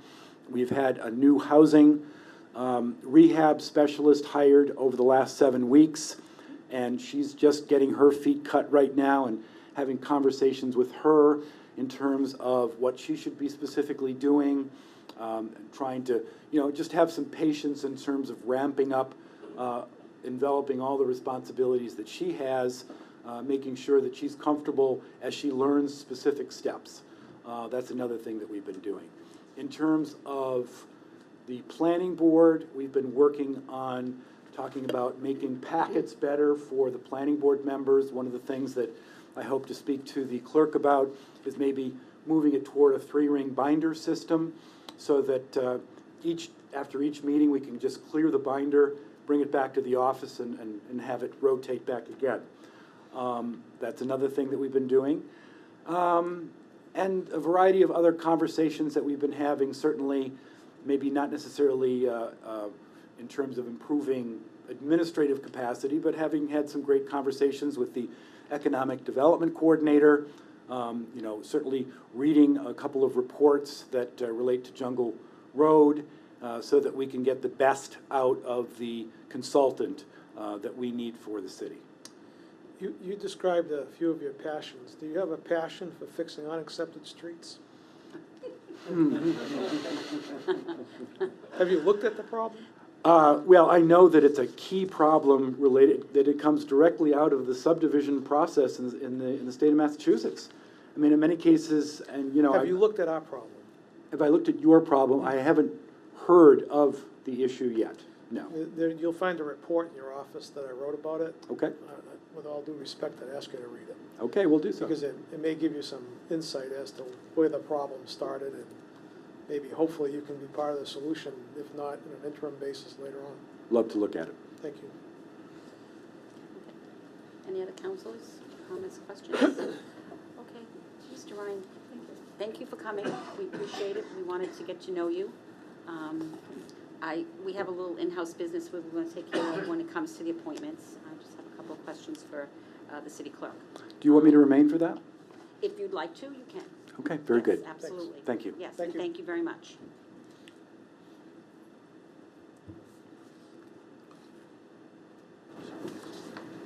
Okay, our next interview is with Priya Patel for the Cultural Commission, term to expire April 15th, 2021.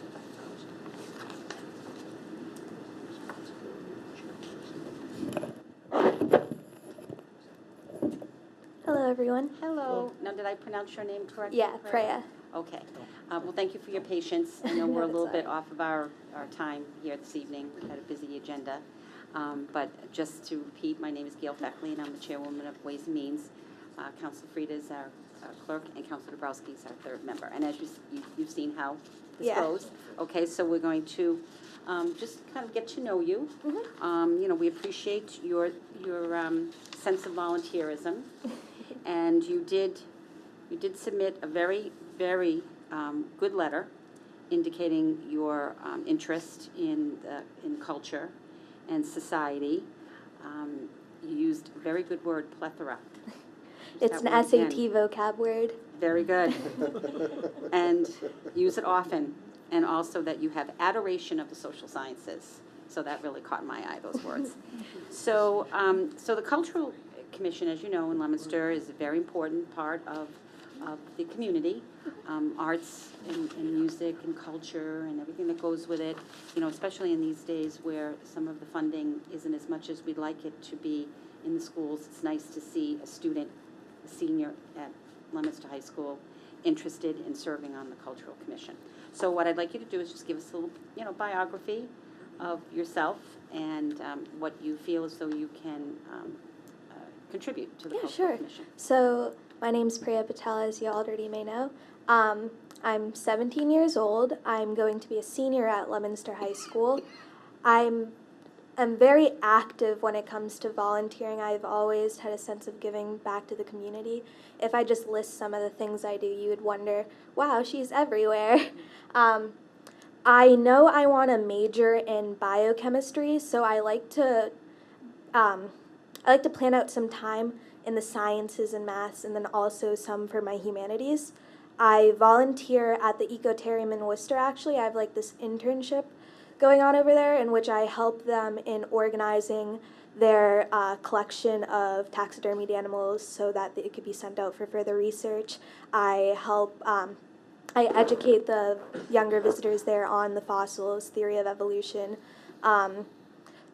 everything from the natural sciences. But then I also like to allocate some time to my humanities as well when I'm volunteering. I did do some work, I recall, with Mr. Vidanza at the Leominster Historical Society. My freshman year, I think I visited and I did a whole project on Francis Drake. I also do a lot at school. I'm the president of the National Honor Society at LHS. So I'm always looking for volunteering opportunities, not only for myself, but for everyone else. Therefore, if you have any, just feel free to email me. I also am president of JSA at the Leominster High School. JSA is also a national organization like the National Honor Society. It's the Junior State of America. It's not a science club, it's a political club, and everyone's like, Priya, why are you part of a political club? Because I believe everything intertwines at one point. So I like to get all the students at LHS as involved in civics as possible, especially because we don't have a civics class over there. I am also a member of STUMP, which you may or may not have heard of. We have students who come in for the school committee meetings all the time, which is Student Transparency and Understanding Municipal Politics. We use inquiry-based analyzation and look at the line budget to prevent a fiasco like the one that happened recently, in which people were looking at the line budget, just creating conclusions. We want to act as the breach between students and faculty and the general public, and then the Gallagher building. We analyze the line budget line by line, look for anything that we think is off, and then we'll organize meetings with Superintendent Deacon and point out all our findings. Apart from that, I'm also a full-time student.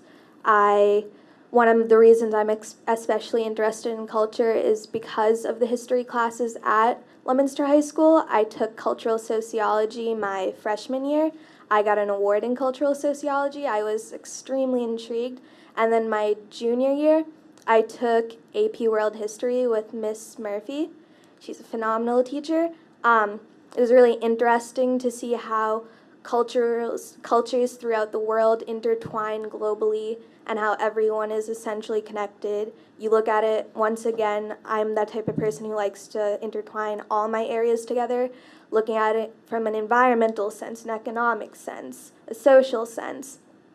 In terms of work experience, I also am a CNA at the Life Care Center in Littleton. I love to work with the elderly as well. You're probably wondering, how do I do it all? I work every other weekend, and they absolutely adore me. They call me their little baby. And then my internship at the Ecotarium, I'm hoping will give me museum experience, because I'm also going to try to dedicate some weekends to the Museum of Science in Boston for a possible internship. So, Priya, so you're going to be a senior, right? Yes. What are your plans for college? Right now, my top school would have to be, I've visited a bunch, Wellesley College. And like I said, I want to take a possible science route. I'm looking into biochemistry because I'm really intrigued in enzymes and pharmaceuticals and proteins and structures. But pharmaceuticals are also heavily involved with people. So I would either plan to go through a research route with that, but I'm also trying to go through a pre-dental track. And then if I enjoy pre-dental, I would continue on to dental school. If I've decided maybe toward my pre-dental track, maybe I'm not really into this, I'd rather do research, I'd go towards a master's or PhD in biochem. Okay, so keep your options open. Yeah. That's good. All right, busy girl. Yes. All right, I'm going to ask Councilor Frida if she has any questions or comments for you. I don't think there's anything left to I don't ask. think so either. Excellent job. And why do you want to be on the Cultural Commission? Because I feel it's another leadership position, which I feel like will teach me more about leadership in general, because all the people I've normally had to work with were like coworkers at the Life Care Center or other volunteers at other places or students at Leominster High. But I believe this will put me in an environment completely with adults, so maybe it'll help me become more mature, if that makes sense, grow up. And it's also really collaborative, and I feel like I'll gain some experience from that sometime in the future, especially if I do decide to work with people. If I go into, let's say, dentistry, I have to work with an entire staff, or if I do go into research, I have other scientists I have to report to. Yeah. Good. Good job, thank you. Thank you. Councilor Dombrowski? No, I don't have any questions. I think you'd be a very fresh face on the Cultural Commission. So just thank you very much for volunteering. Thank you. Priya, it's good to see you. It was fun to work with you on Mrs. Drake. And thank you for volunteering, and thank you for keeping so active in our community. Thank you. What a powerful young lady. Honest to God, you're awesome. I know, and everyone's like, she's so small. How does she manage it all? Now, you just keep that attitude and that spirit going forward, and we wish you the best going into your senior year. Thank Do you know Connor Marchand by any chance? Yeah. We Well, had I'm going to classes pay you together. if you hang out with him. He's my grandson. He needs you. Oh, yeah, You I probably taught bumped him. into him in class or something, but you're just an amazing young lady. You know, we started talking about how proud we are of the students at Leominster High School. You are just absolutely the most incredible role model. And not only are you doing it there, you're doing it globally. And you're also willing to step up into an adult world and take on a big responsibility where you're going to have to make some decisions. Yeah. You know, at the end of the year, you have to make decisions on how that money's spent. So thank you for getting involved, and we wish you the best, and anything we can do to help you, don't hesitate. Oh, yeah. Thank Thank you. you. Thank you, Priya. Thank you.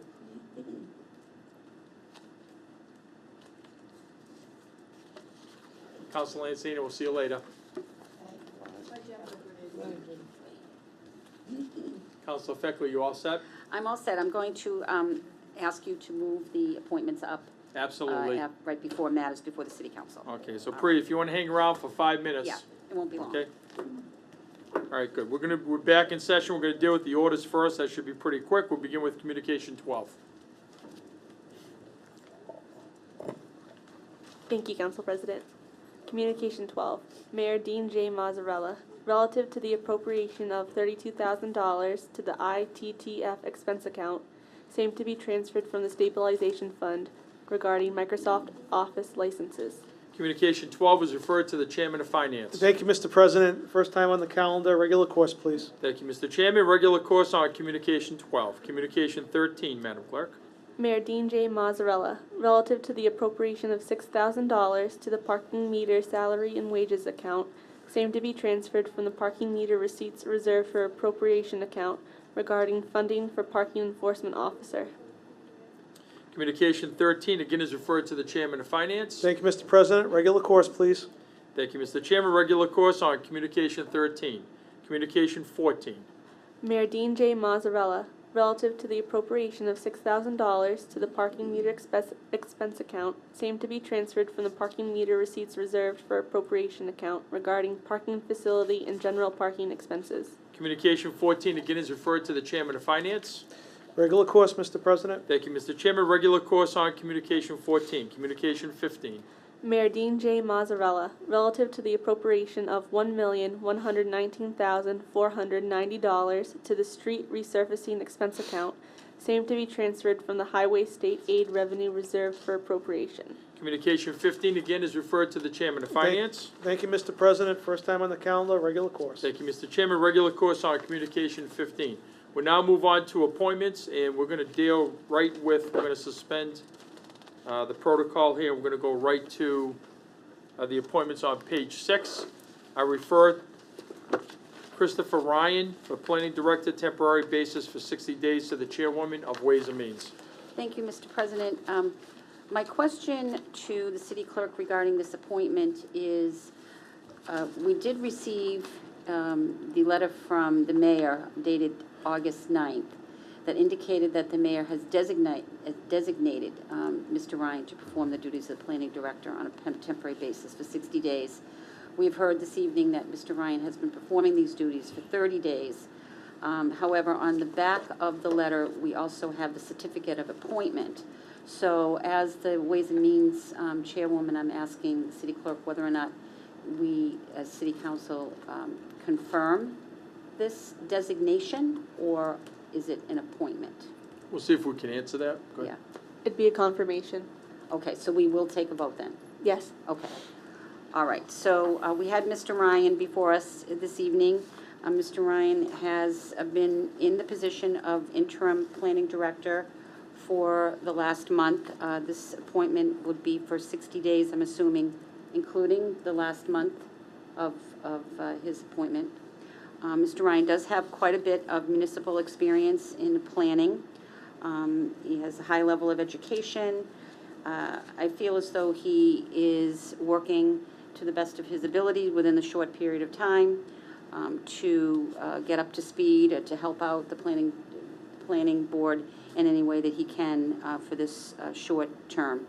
So I feel as the Chair of Ways and Means that we should confirm the designation of Christopher Ryan as the temporary planning director. And I'll go to my committee. I yield the floor to the clerk, Councilor Frida.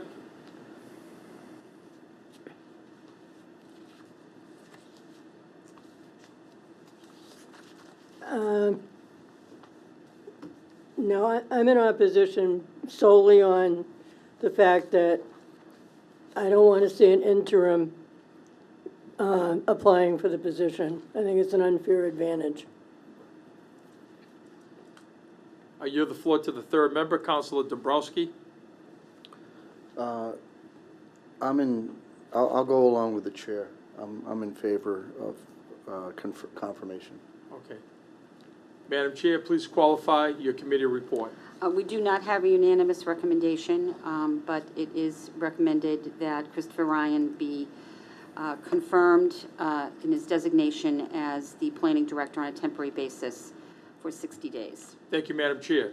Council, sir, the recommendation from the Ways and Means Chair for confirmation of the candidate for the planning director on a temporary basis. Are there any questions or comments on the floor? Beginning with Councilor David Cormier. Yeah, thank you very much. You know, I really have to apologize to the chairwoman of Ways and Means. I should have brought this up, you know, at the last meeting. It was on the agenda for the first time. But my question is, you know, when you look at Chapter 2, Article 16, Section 2-69, you know, since when do we get involved with a planning director appointment of any kind? When there's only been one planning director that's come and gone, well, one that went, one that came since I've been here, and we had nothing to do with that appointment. And, you know, it was, as I was thinking about it tonight, I said, why are we getting involved in this appointment tonight? I had the same question, and I actually went to the charter, and I think it might have quite a bit to do with the fact that this is a temporary appointment, and the mayor designates temporary appointments. My confusion was whether or not we confirmed it, because it does go on to say that if the 60 days goes by and there still is no permanent appointment, then we need to qualify it then, after the 60 days. So that's why, you know, I went to the clerk to see if this was in fact going to be a confirmation. So that was my understanding. I understand your, you know, your confusion too, but the charter is, you know, is kind of silent on whether or not we get involved in any particular vacancy. Yeah. Or temporary appointment. I mean, I don't want to step on the planning board's shoes. I mean, you know, not that it's a huge deal, but, you know, if it's just different. The director of the planning board is here. I don't know if we could Let's, ask him to. let's listen to the rest of the discussion. Okay. And then, if necessary, We'll if you bring him would like to bring him in, I have no problem with that. Okay. Okay, I'm gonna go around left to right here. Councilor Cormier, you all set? David? I'm all set, yeah. Okay, Councilor Pauline Cormier? all set. Councilor Odinger? The only question I have, you had mentioned that if we don't have a planning director permanently in 60 days, Mr. Ryan will continue on as the interim? My understanding in reading the charter is that we would then need to confirm after 60 days. So we'd have another We'd have- confirmation vote? Mm-hmm. Okay. Just to clarify, thank you. But that's my understanding of the charter. That, I mean, with any other document, there's different ways to read it and understand it, but that was my understanding. Okay. Thank you, Mr. President. You're welcome. Councilor Bonanza? I'm actually looking at the charter as we speak. Look, I suppose I would always want to know what's going on with the appointment, so the fact that the mayor sent it down, I think probably isn't a bad thing. And it was obviously useful, not only for us, but for the public to hear from Mr. Ryan.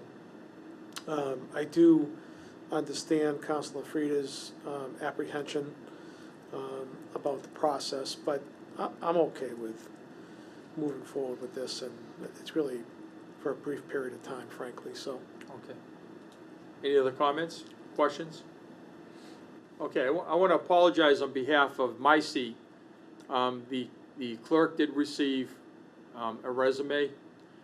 It did not get out to you. There have been computer glitches all for the past few weeks. And it's citywide, it's school department, it's municipality. And as you saw today, you know, you got the agenda that was mailed out, we didn't get it. It probably ended up in fish or spam or whatever, and the next thing you know, we had to do it again. So I take responsibility on that, I apologize. The only thing I would ask is if someone can just double up our effort with everything that's going on in the clerk office transition right now. If there's something missing, you know, just give her the heads up on it. And with they deal with 1,000 things a week, so this one here just gets put on the back burner. It's not the priority because it's not on fire at the time. But if you see something, please help out with it. Okay. On this side, Councilor Frieda. Through the chair, I don't disagree with the counselor across from me. I don't remember ever voting on an interim appointment, and I'm not so sure that this one falls under that jurisdiction either. The authority for planning director is totally with the planning board. So there's an appointment by the mayor for 60 days. Then at the end of 60 days, it comes back to us. If we have a 2/3 vote against the applicant or against the position, then they're gone, and then it goes to the planning board to interview. It seems like it doesn't make sense that with coming to us a part of it, and then the rest of it goes to the planning board. Can we, maybe the chair would consider further time and get an opinion from Copeland and Page on this one? Do we have a flavor to go into recess right now and ask Mr. Sousa to address the council? Council Bonanza? Look by the time we get the opinion back, the first appointment will be over. Yeah. I mean, the council is correct. She's referring to section 2.5 of the charter. The way I read it, the original appointment for 60 days is the mayor's. Yeah, right. And then I think Council Frieda is quite correct. Then we can reject it if there's a move to extend it for further 60 days. So, look, I think we should, it's I not don't going think to we hurt to should be conduct voting the- on it now. Well, would it hurt to conduct the vote? I mean, I don't know. I mean, if we do nothing tonight, or it's rejected, I think it's a nullity. It doesn't really matter. But he's He's still there. still appointed. Yeah, right. We've been So through- it's on our radar. Right. I'm amenable to just voting on it and let the chips fall where they may, that's all. Yeah. I'll yield the floor back to the chair. Yeah, that was my first take on the charter. That's why I asked the question. I'm with you. I don't think it would hurt for us to take the vote. If it's moot, then it's moot. Yeah. Right. I'll make a motion that we go into recess and have the planning director come in. I'll second that. We have a first and a second. All those in favor, we'll do a roll call vote. This would be to go into recess to bring in John Sousa, Counselor? Yes. Okay, thank you. Okay. Counselor David Cormier, Yay. Counselor Pauline Cormier, Yay. Counselor Ardinger, Yay. Counselor Bonanza, Nay. Counselor Feckley, Nay. Counselor Shalfo Zephyr, Nay. Counselor Dombrowski, Nay. Counselor Frida. Yay. I shall record as yea at the request, out of respect. Council's in recess. John, can you join us, please?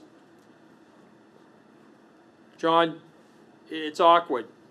It's friendly, but it's awkward. It's like we're voting on the substitute teacher, but we're not gonna vote on the teacher. It replaces that.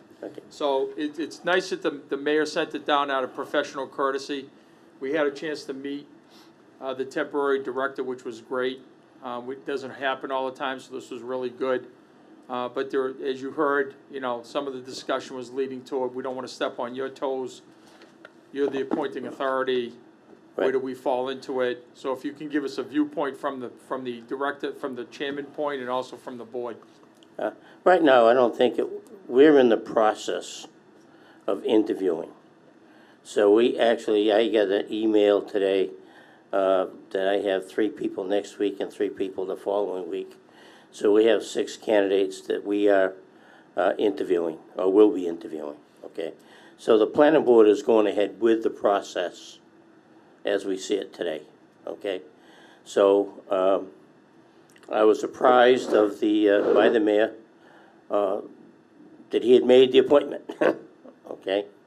Okay, and it helps in the interim. It has helped in the interim, and I haven't had any issues with that. It took some burden off my shoulders because I was covering some, Kristen's job in the interim and doing some of those things. So right now, I think that I had looked into the charter myself when it came up and agreed that it is in there. The mayor can make a temporary appointment. It helped fill the void, and the planning board is going forward. And we will take, and I may be a little awkward, but I've already talked to the other board members. They've already seen all the resumes at our last meeting. And at that point, we will take in, they know it's open because Chris was there. And they feel that they can have an open mind to it. So I think we should just move forward with whatever you think is the proper process. So you're not gonna be offended if the council takes a confirmation vote for or against tonight? I have broad shoulders. Okay. It's not, right now, no, I don't think so, because the planning board is going forward, okay? If I hadn't set up the interviews, if we had had some pushback on the interviews of the people, and there's some resistance in that regard, then I would say I have an issue. But I don't really have the issue because we are going forward. I did get the emails today on setting up all the appointments with everything, so I feel that the process is moving forward. Okay, so my only question, a couple of things, if I may. Go ahead. We're dealing with the temporary basis for 60 days. Does that begin after the confirmation, or if 30 already passed? My opinion is that 30 has already passed, and I will Okay. be, and I get 2 weeks, and then that'll give me a couple more weeks. Right. So it may fall within a week or so, if, Okay. And So it's not gonna interfere with you. If you have a candidate and you offer that candidate the job. Right. And what happens is they wanna start right away. We're not gonna be paying two salaries at the same time, or, that's not gonna happen. I don't believe so, because we'd have an overlap there of only maybe 1 or 2 weeks. Okay. All You right. know. Counselor Frida? My biggest issue here is not the person. I have a real issue with an interim having the opportunity to apply for the position. Does that bother you? I've hired a lot of people over the years in different jobs I've had. I talked to the members about that, okay, a number of the members off to the side. They seem to be okay with it, okay? There is some apprehension, I'll admit to that. But they felt that I have a professional HR person on the board, and they felt that I have a number of them, rather, that they felt they could work through it. But I did have that same question, of the board members. Thank you. Any other questions or comments? John, thank you. Thank you. Okay. Do I need this now?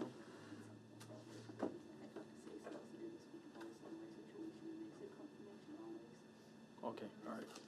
All right, so it's confirmed confirmation is the way to go tonight. I mean, the recommendation. Either way, confirmation should take place, all right, of your recommendation. Okay, I'm gonna yield the floor back to the chairwoman. So we had the original recommendation from the Ways and Means. It is not unanimous, but it is to recommend that Christopher Ryan his designation be confirmed as planning director on a temporary basis for 60 days. And I do want to apologize to Councilor Frida. She was right on the money by having the planning director come in, because I felt as though we might get in the weeds with it, but we did, and it clarified quite a bit. So I want to apologize to you for my nay vote. I would change it to yay if I could do it again, but I can't. So I was very happy to have Mr. Sousa make his comments. Thank you. Appreciate that. Okay, councilors heard the recommendation for confirmation from the Ways and Means Committee. This will be a roll call vote for confirmation. Begin with Councilor David Cormier. Yay. Councilor Pauline Cormier. Yay. Excuse me? Yay. Thank you. Councilor Oettinger. Yay. Councilor Bonanza. Yay. Councilor Feckley. Yay. Councilor Shalfo Zephyr. Yay. Councilor Dombrowski. Yay. Councilor Frida. I'm going to change my vote to yay because my problem There you go. was handled the way I expected, so. Excellent, good. And my vote will also be yea. So that's a 9-0 vote. Sir, thank you. Thank you very much. Best wishes. Thank you. And we appreciate your effort.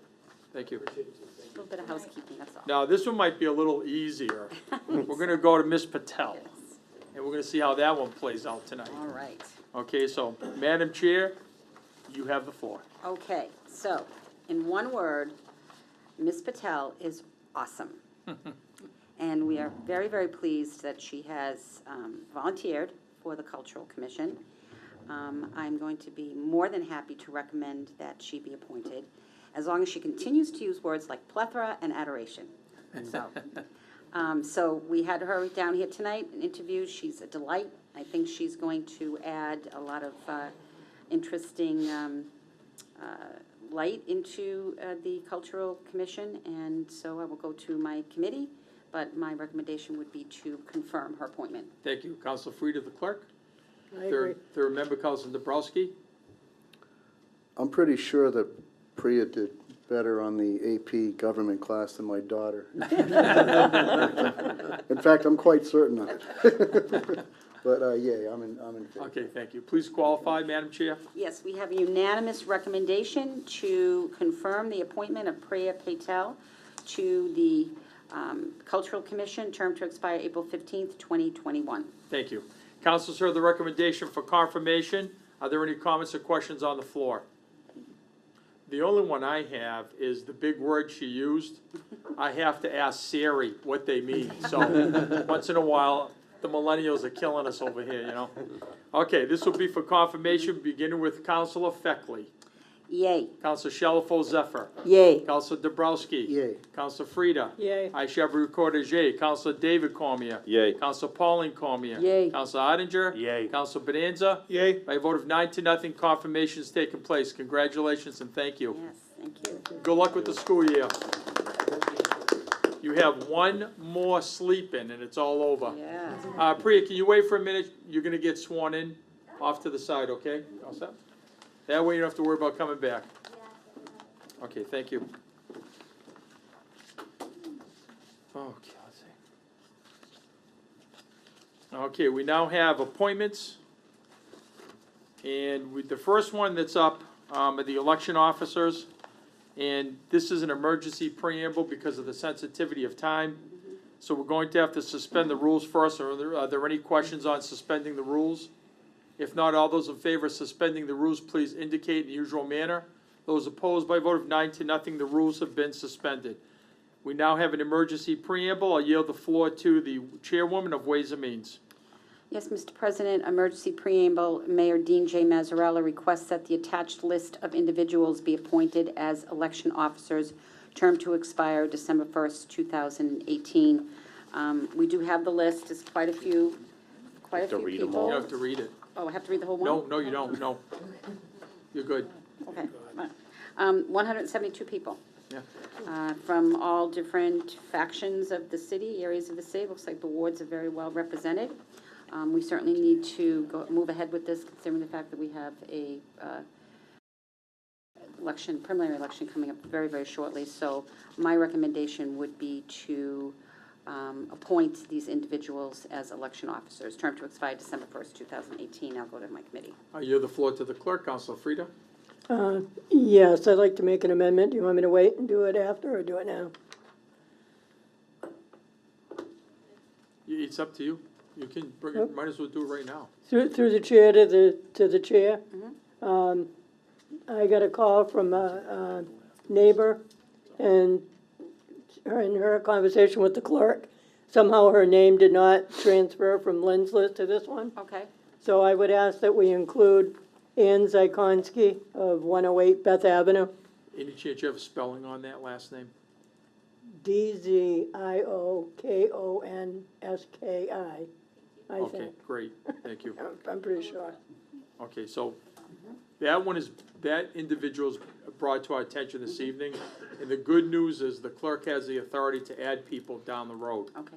One of the things that will be happening is there'll be a meeting with the superintendent, hopefully to foster some of the students at Leominster High School to get involved, so that's gonna be coming after the vote as well. Okay. So if there's anyone that's missing on it, if anyone has a constituent or a neighbor who wants to get involved, again, there's still room. So tonight, we will amend it.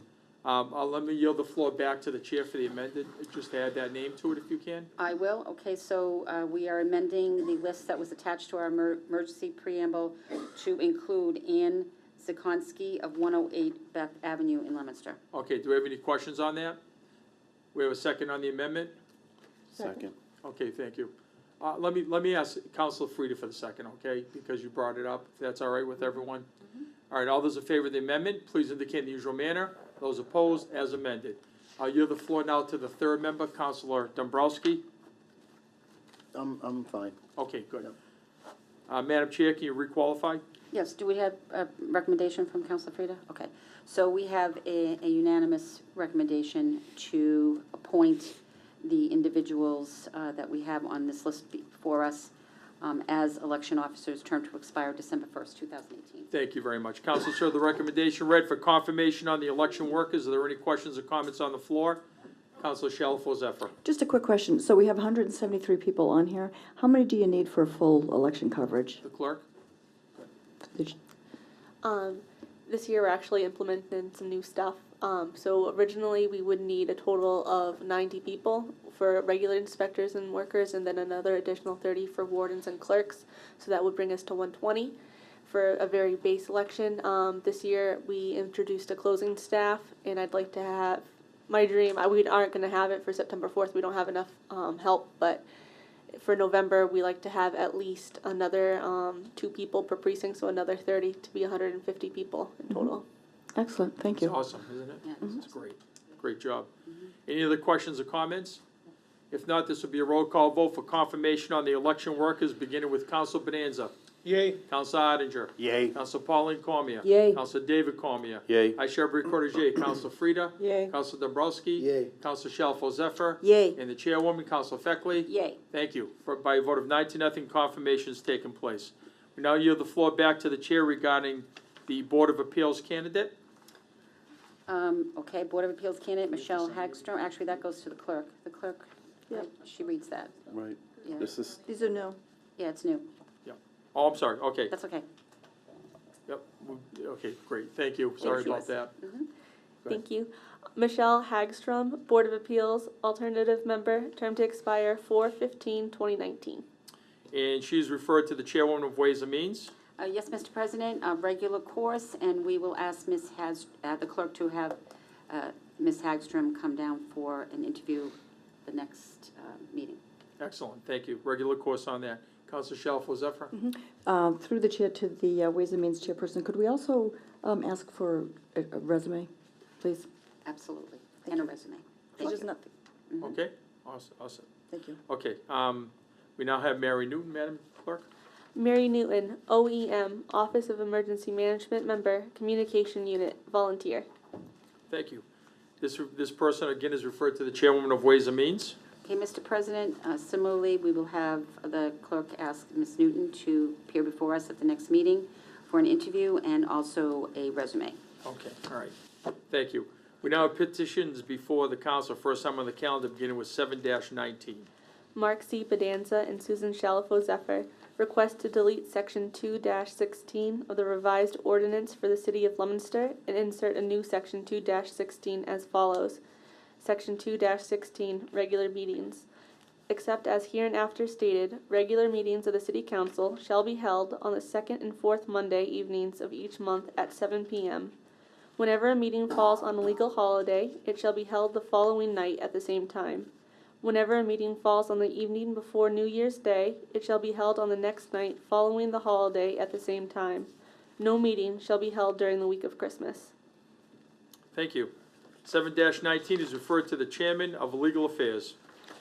Thank you, Mr. President. Regular course, and we need to establish a public hearing. I'll defer to the clerk as a good time.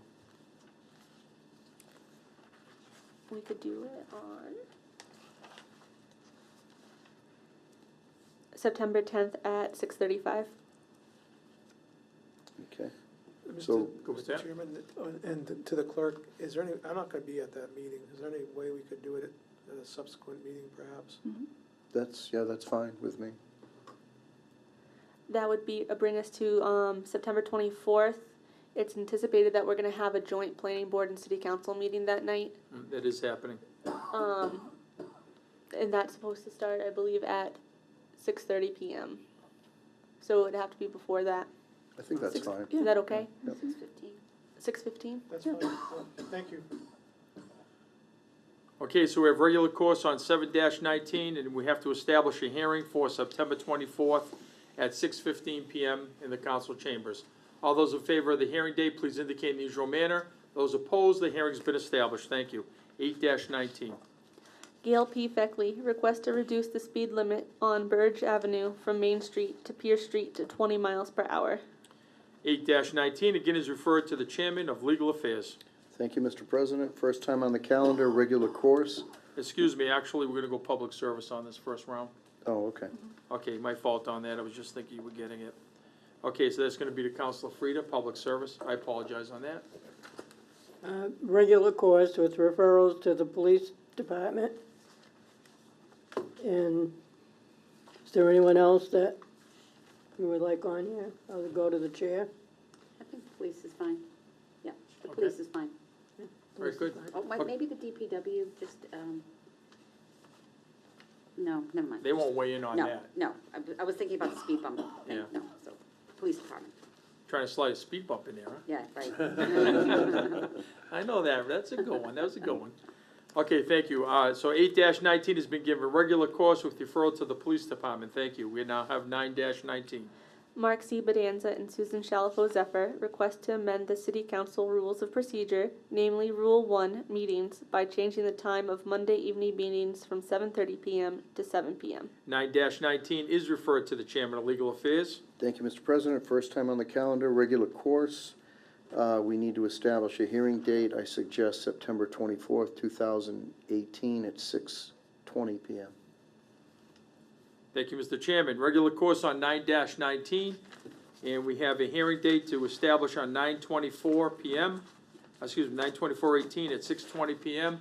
All those in favor of the hearing time and date, please indicate in the usual manner. Those opposed, it's been established. Thank you. We now move to matters before the City Council, beginning with the City Financial Report. Mr. Chairman, are you ready to report? Yes, Mr. President, thank you. We began the fiscal year with a beginning balance in the stabilization fund of $15,113,865. There is an addition of interest in the amount of $19,420, and there's a pending appropriation, C-8, before us this evening. If that's added, that'll be an additional $4 million. There are appropriations before us this evening totaling $528,000, and if all of that is approved, it would leave a balance of $18,605,285.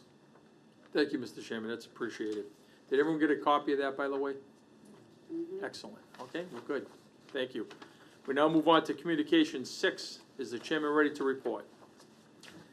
C-6, relative to the acquisition of 3 parcels of land, 106 Central Street, 112 Central Street, and 124 Central Street.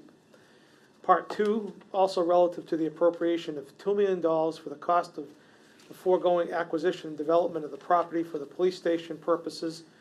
And Part 3, relative to any premium received by the city upon the sale of any bonds or notes approved by this vote, less any such premium applied to the payment of the costs of issuance of such bonds or notes, may be applied to the payment of project costs approved hereunder, thereby reducing by a like amount the amount authorized to be borrowed to pay such costs. All of this is, of course, in connection with the acquisition of the 3 parcels of land that are planned in the development of the new police station. The mayor was before us with a presentation, as well as the Chief Assessor, Mr. Mitchell, this evening, and we all had an opportunity to hear in detail the plans for the land acquisition. This cost includes not only the acquisition of the land, but the testing, as well as the demolition, or at least hopefully all of the demolition costs associated therewith. It would be my position to grant C-6, and I'll check with members of my committee. I'll refer to the clerk, Councilor Pauline Cormier. I'm in agreement. Thank you. Third member, Councilor David Cormier. I also agree. Thank you. Mr. Chairman? The unanimous recommendation of finance is to grant C-6. Thank you. Councilors heard the recommendation read to grant Communication 6. Are there any comments or questions on the floor? First, Councilor Frida. Yes, Mr. President, I will be abstaining on 112 Central Street due to a conflict of interest. Thank I you will very be much. voting on the other 2. Duly noted in the minutes, please. Thank you. Councilor Dombrowski. We have this same item. I guess it's jointly referred to Legal Affairs as well. I don't know if we should do them simultaneously. It seems to make sense to me. I think that I makes don't sense. have Yep. this here. Further on the agenda. I just have finance up top. Yep. Okay, we jumped over. Okay, just get down next time, so I don't forget. Okay. It's on the next page. Before it? Finance comes first and then legal affairs comes second on the agenda order. So if you flip it, then Oh, okay, all right. Okay, we're saving on paper. It's killing me. Sorry. That's all right, no problem. Okay, so, all right, so we have, first of all, Counselor Frida will be abstaining from again, Counselor? 112. 112. Okay, that's known in the record. Now you have the floor to the Chairman of Legal Affairs. Thank you, Mr. President. I don't think it's necessary to read it again. My position is to approve CO6 as well. Thank you, Mr. Chairman. Counselor Frida, the clerk. I agree. And the third member, Counselor Bonanza. I agree. Thank you. The So we- unanimous recommendation from position on Legal this one Affairs tonight. is to grant Communication 6. You guys don't remember the old days when we had majority reports, 2 committees, in opposing viewpoints, 1 counselor missing, locked up. Those are the old days, that was great. So we have unanimous, we have a decision by both committees to move forward with C-06. Are there any comments or questions on the floor? If not, this will be a roll call vote on this one. We'll begin with Counselor David Cormier. Yay. Counselor Pauline Cormier. Yay. Counselor Oettinger. Yay. Counselor Bonanza. Yay. Counselor Feckley. Yay. Counselor Shalfo Zephyr. Yay. Counselor Dabrowski. Yay. Counselor Frida. Yay. I shall record as yea by a vote of 9-0. Communication 6 has been granted, and we need to establish a public hearing. I'll yield the floor to the Chairman of Finance. The hearing is scheduled for a special meeting on September 6th, and I believe, what's the time? 6 p.m. That's what I thought. Just wanted to double check. Okay. 6 p.m. on September 6th. September 6th for the public hearing. I yield the floor to the Chairman of Legal Affairs for confirmation. I agree. Thank you. Council, sir, the recommendation on that to establish the hearing for C6 on September 6th at 6 p.m. in the council chambers. Any comments or questions? If not, all those in favor, please indicate in the usual manner. Those opposed by a vote of 9-0, the hearing's been established. Thank you all very much. And we thank Bill Mitchell, the mayor, coming down tonight, and the chief also weighing in on the petition along with former Council Lanciani. We now move to Communication 8. Is the chairman ready to report? Yes, Mr. President. C-8, Mayor Dean J. Mazzarella, relative to the appropriation of $4 million to the stabilization fund, same to be transferred from the overlay surplus account. We have a letter from the mayor dated August 9th, 2018 to the city council. I respectfully request that an appropriation of $4 million be made to the stabilization fund, the same amount to be transferred from the overlay surplus account. This will result in a stabilization fund balance of $19,100,000, which is 14.15% of the general fund estimated revenues of $135 million for fiscal year 2019. The expected minimum for AA2 rated communities is a 15% of general fund revenues, with the recommended range of 15% to 30% of general fund revenues for AA2 rated communities for their undesignated fund balance reserve account. Have any questions, please feel free to contact me. And attached to that is a lengthy explanation from Moody's as to how they establish bond ratings and the different factors that go into that. In addition to that, I did have a discussion with the comptroller about the history of this. This isn't the only time that this has been requested. This has actually been done 4 prior times, going back to the year 2000, in varying amounts when there's a surplus amount of money in the overlay account. It has been transferred to free cash of the stabilization fund. Back in 2000, $1.6 million was transferred. In 2006, $3.1 million was transferred. In 2010, $3 million was transferred. And in 2014, most recently, $1.4 million was transferred.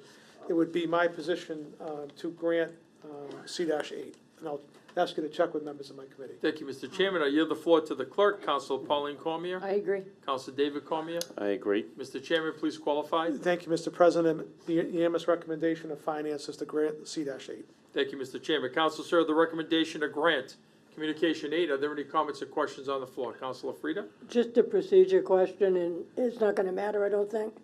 But is it just a majority vote to put money in? I know it's a 2/3 vote to take it out, but it's just majority to put it in? Always comes out harder than it goes in when it comes to money. It sure does.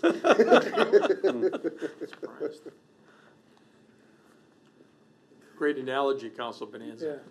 Great question, too. Any other questions or comments? Okay. All those in favor of granting communication 8, please indicate in the usual manner.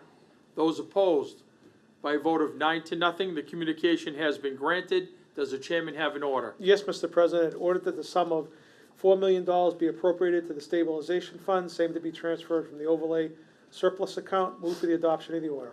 Council heard that recommendation read. Are there any comments or questions?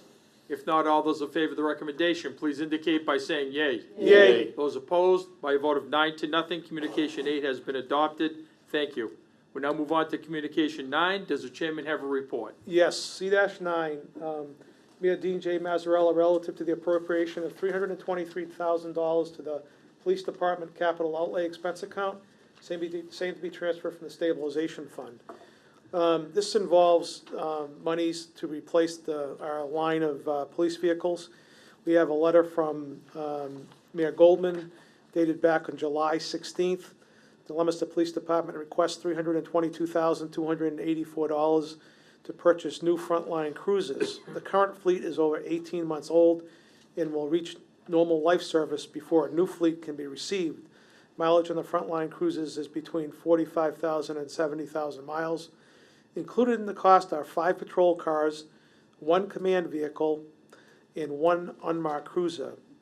So I had a chat with the chief earlier today and learned that it'll take till December or January before the new vehicles are received.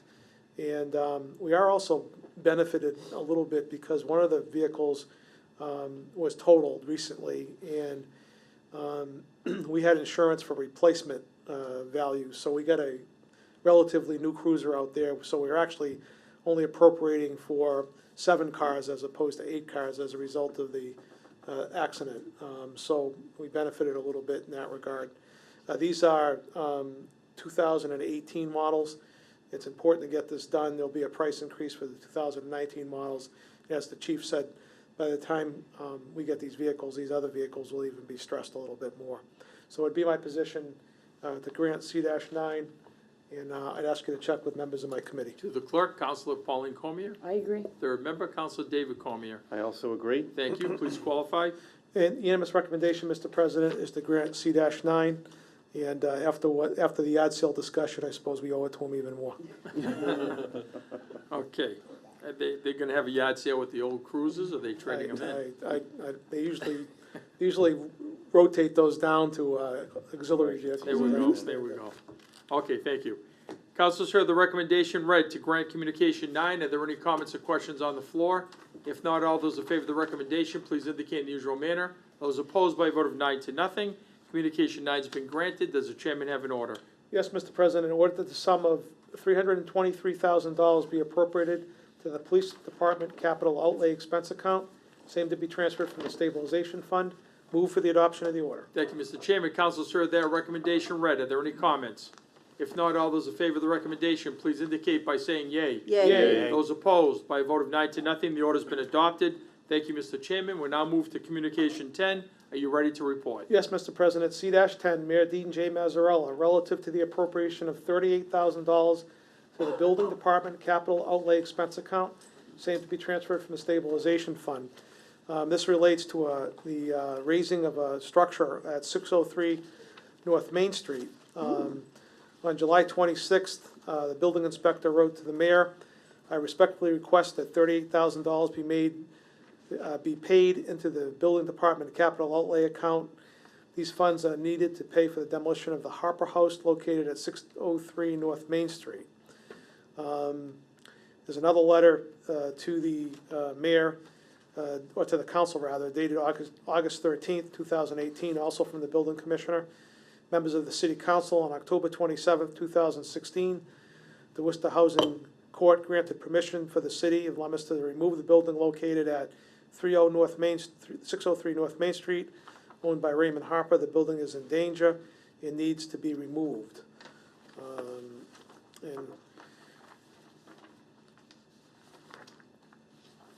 that's what we have. It would be my position, Mr. President, to grant C-10. I'll ask you to check with members of my committee. Thank you, Mr. Chairman. Counsel Pauline Cormier? I agree. Counsel David Cormier? I also agree. Thank you. Please qualify.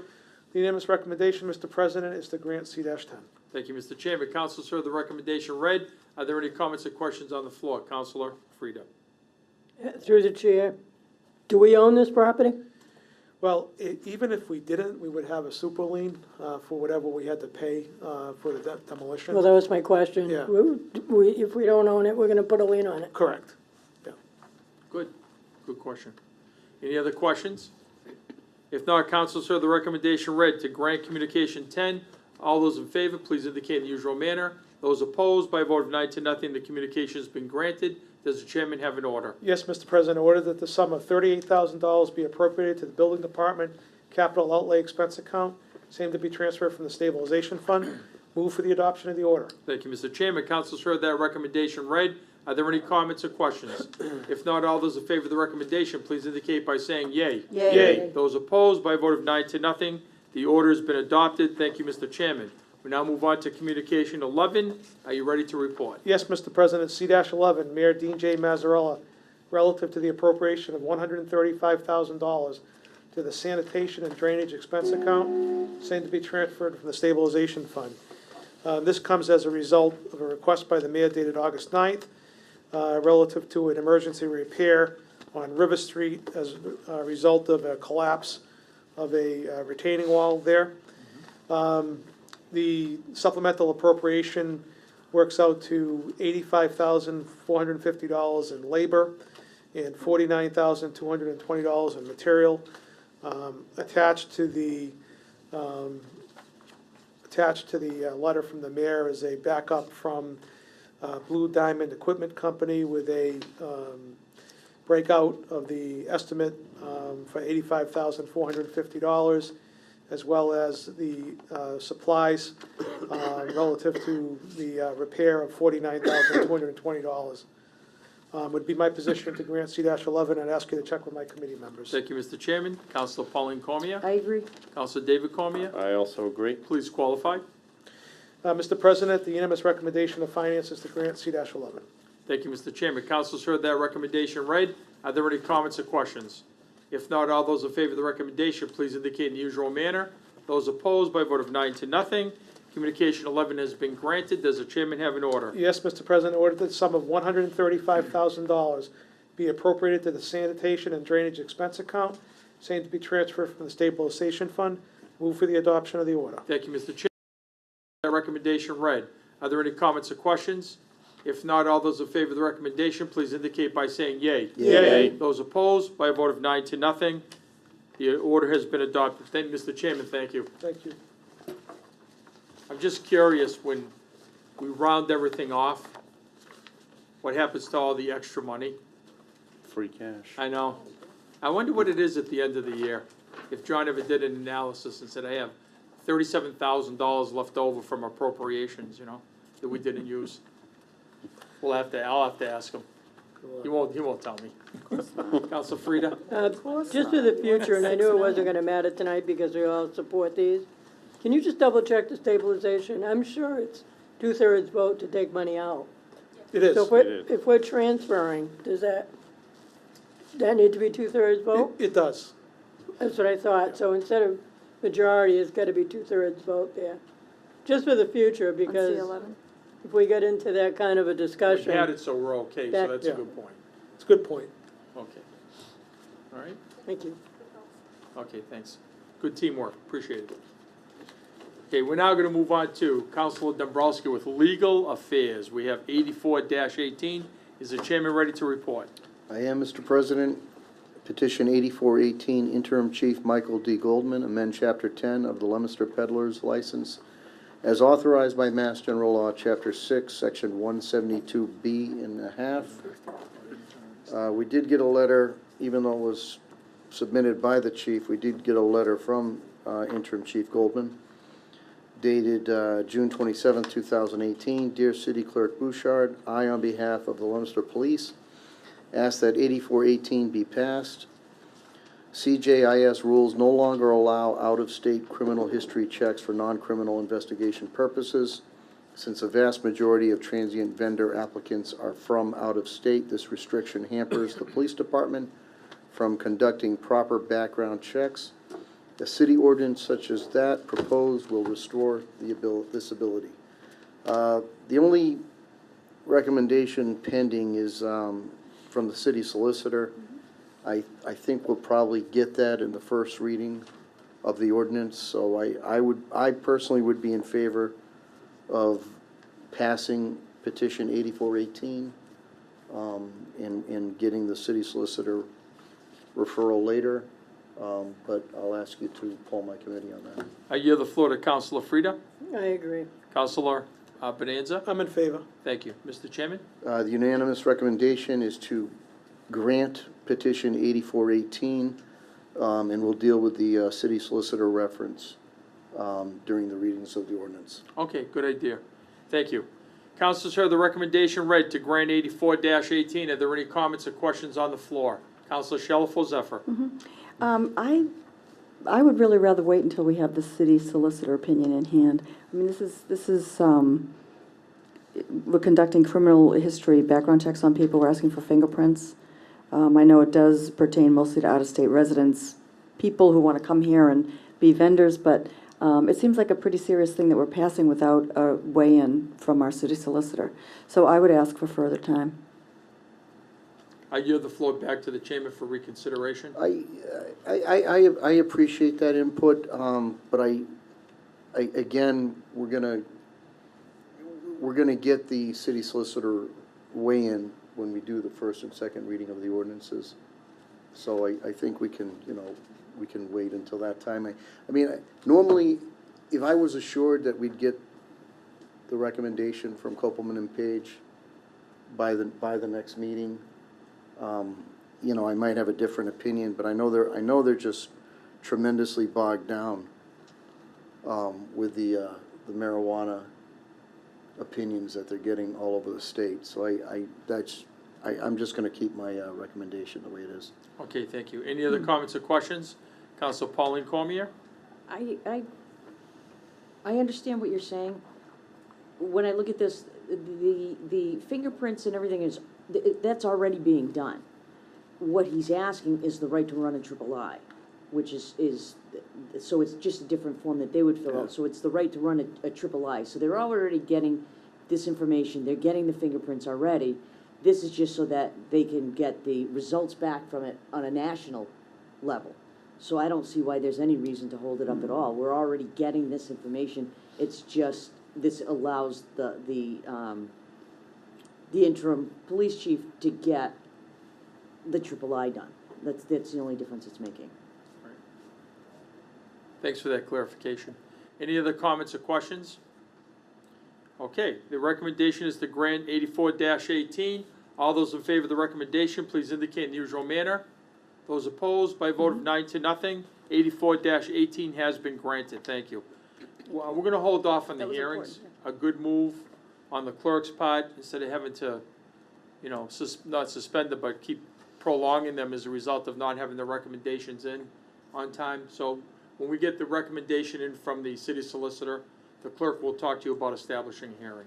Okay. Okay, thank you. Sure. We now move to 2-19. Is the chairman ready to report? I am. Petition 2-19, Gail P. Feckley, request to amend Chapter 22 of the revised ordinances entitled Zoning, Article 1, Section 22-4, Definitions, Yard Sale, by adding application and permitting requirements for all yard sales. We did have a subcommittee meeting earlier this evening. We had invited the interim police chief and also the building inspector, who's the zoning enforcement officer, down. The police chief appeared, was questioned, but the building inspector did not appear. My position is to grant 219 further time, and we'll take another vote to bring the building inspector down remind him that the appointing authority has now taken 2 votes. Right. Okay. May I? The clerk?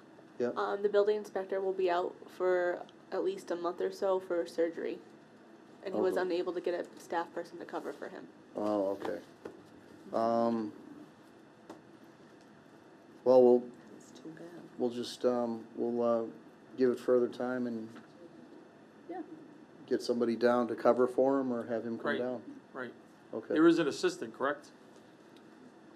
The way he explained it to me, he has an inspector, but it's not his assistant. It's mostly, if the inspector comes down here for 4.5 hours overtime because he's in the Okay, we'll figure this out. A friendly invitation, maybe, instead of an order. We have pepperoni and cheese and crackers in the back room. Okay, good. Okay, Mr. Chairman, you're looking for further time? Yes. Thank you. Councilors heard the recommendation for further time on 2-19.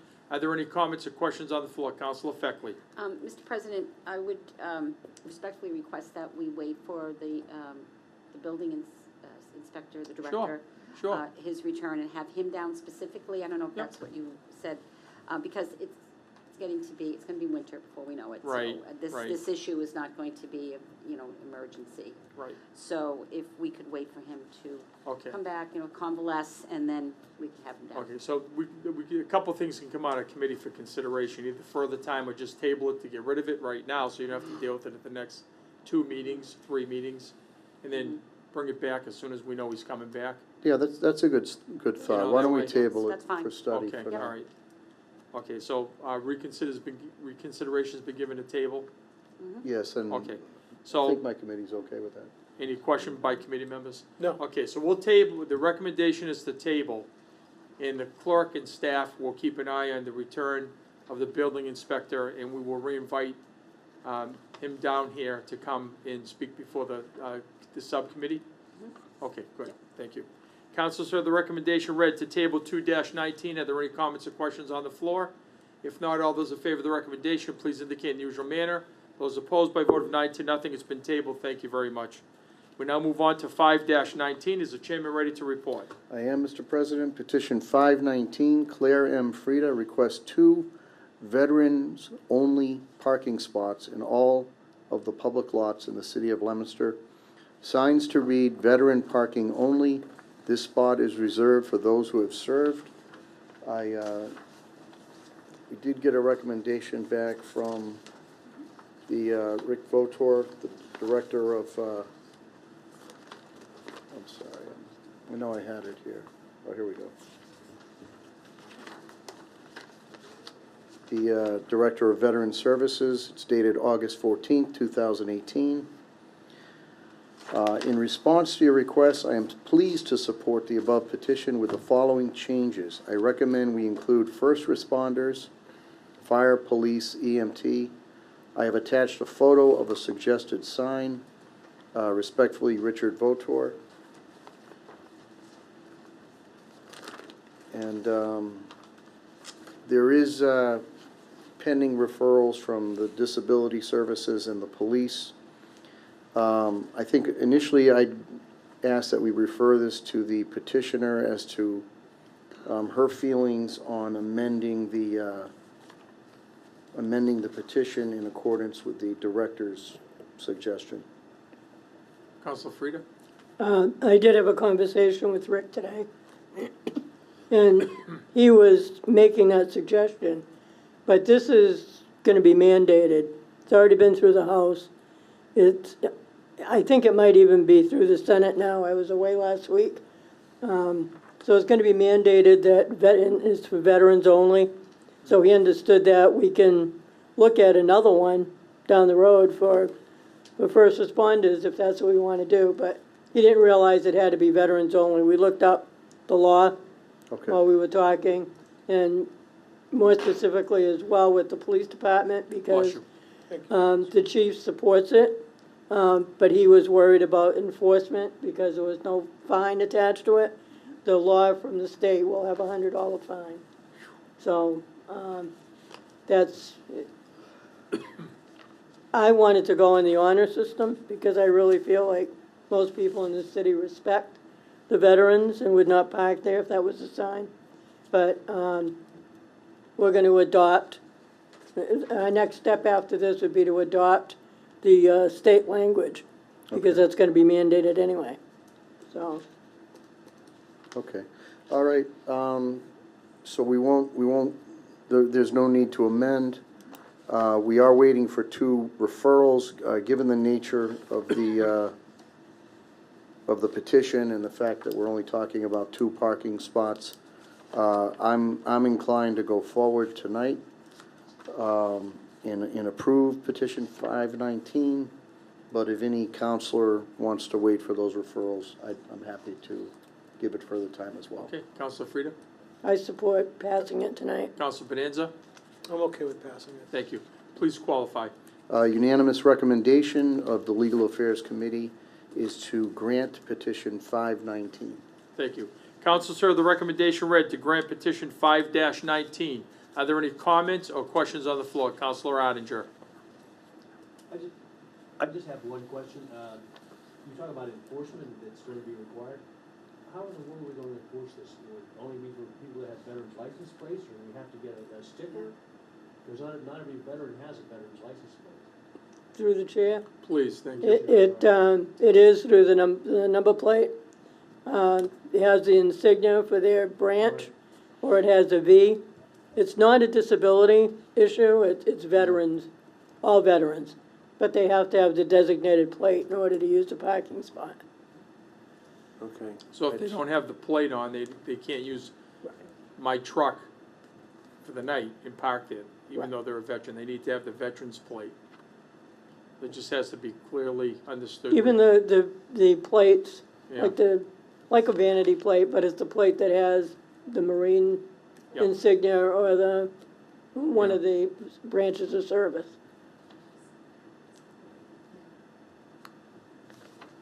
If that's the way the law is going to read, I think we'll have to go with that. But, I think it puts some veterans at a disadvantage because they don't have the veterans plates. Not everyone applies for those. They So, can get them now, Yeah. so they're not at a disadvantage through the chair. If they want Yeah. them, they can get their branch of service on the plate. Yeah. Thank you for that clarification. You're all set, Counselor Oettinger? Counselor Bonanza? Just curious if anyone knows, what percentage of veterans have the plate and which don't? Anybody know anything like that? I'd say it's a small, through the chair, I would. Please, go ahead. I would estimate it's a small percentage because being involved with the veterans organizations, I would, say that there are probably maybe 10% of the people that have the plate. So.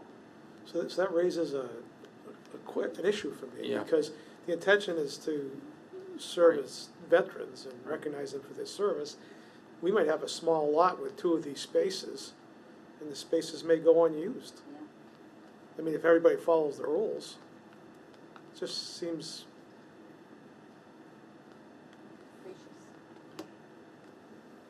Well, Counselor Bonanza, you all set? Yeah. Okay, Counselor Frida? Yeah, through the chair to the Ward 4 counselor.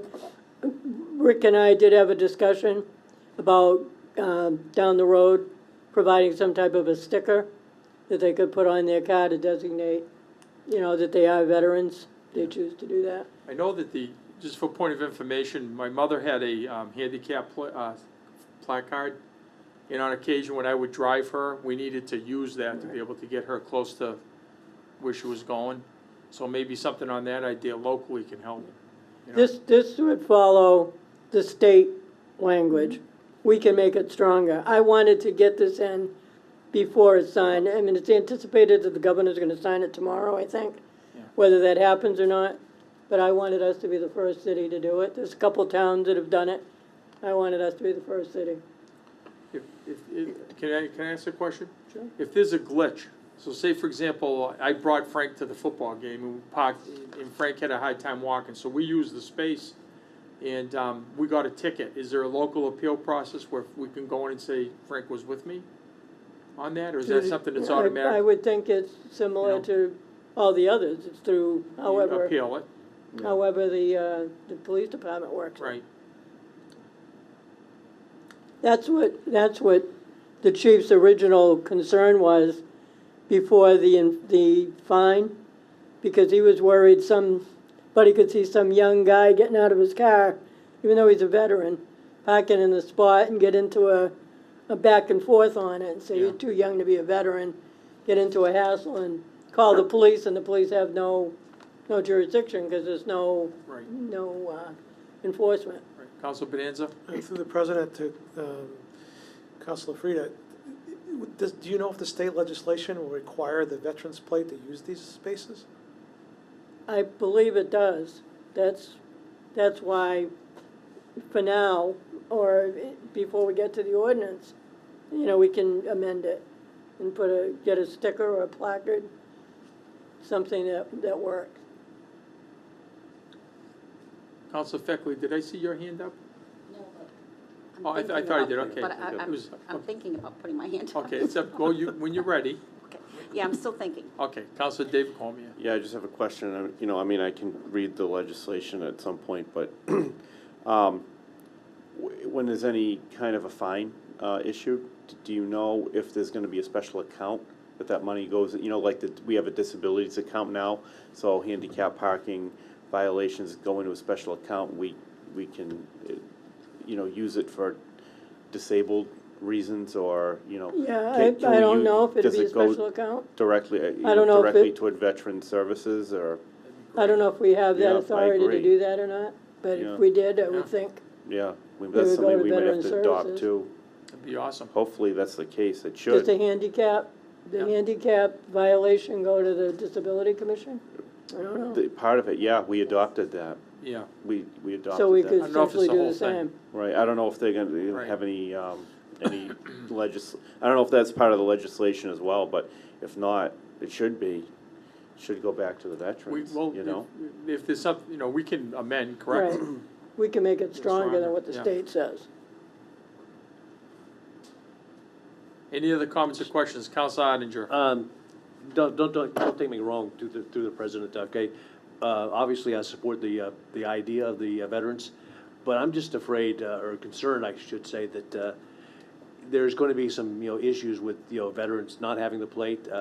It does, I believe it's an extra cost to get that plate, if I'm not mistaken. I haven't applied for one myself, But it's just that issue of enforcing it and making sure that veterans use it, and I would prefer if we could wait until after we see the legislation and, see what it says and then go from there. That's just my opinion. Can I make a suggestion? Yes. How about if we have these signs, say, veterans plate required?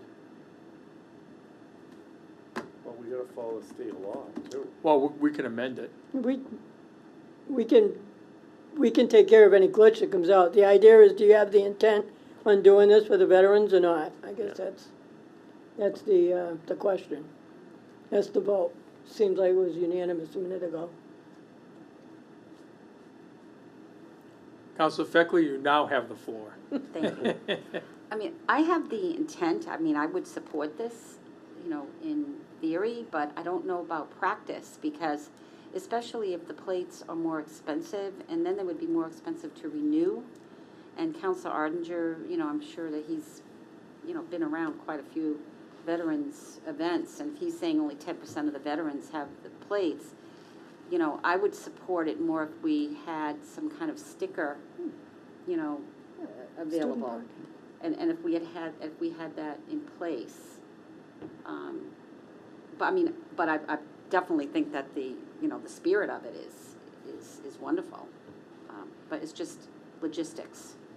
And I'm concerned about cost, if people think that they need to have the veterans plates. Because that could be, quite a $50 or more for special plates. At least, Yeah. through the chair. Please, go ahead. As I've said, I've never applied for the plates, I don't know, but usually most vanity plates do have an additional charge. And that money from those plates go to the veterans organizations, and the extra money goes to the veterans organizations, but not everybody would do it. And I think, I'd vote for this, as it stands tonight, because it's the intent that is important. But I think we have to take a look at it once we get the state law down and, just see how we can make it equitable for everyone. That's my only thoughts. Thank you. Okay. Any other, Councilor Shalfo Zephyr? Thank you. No, I'm happy to vote on this tonight.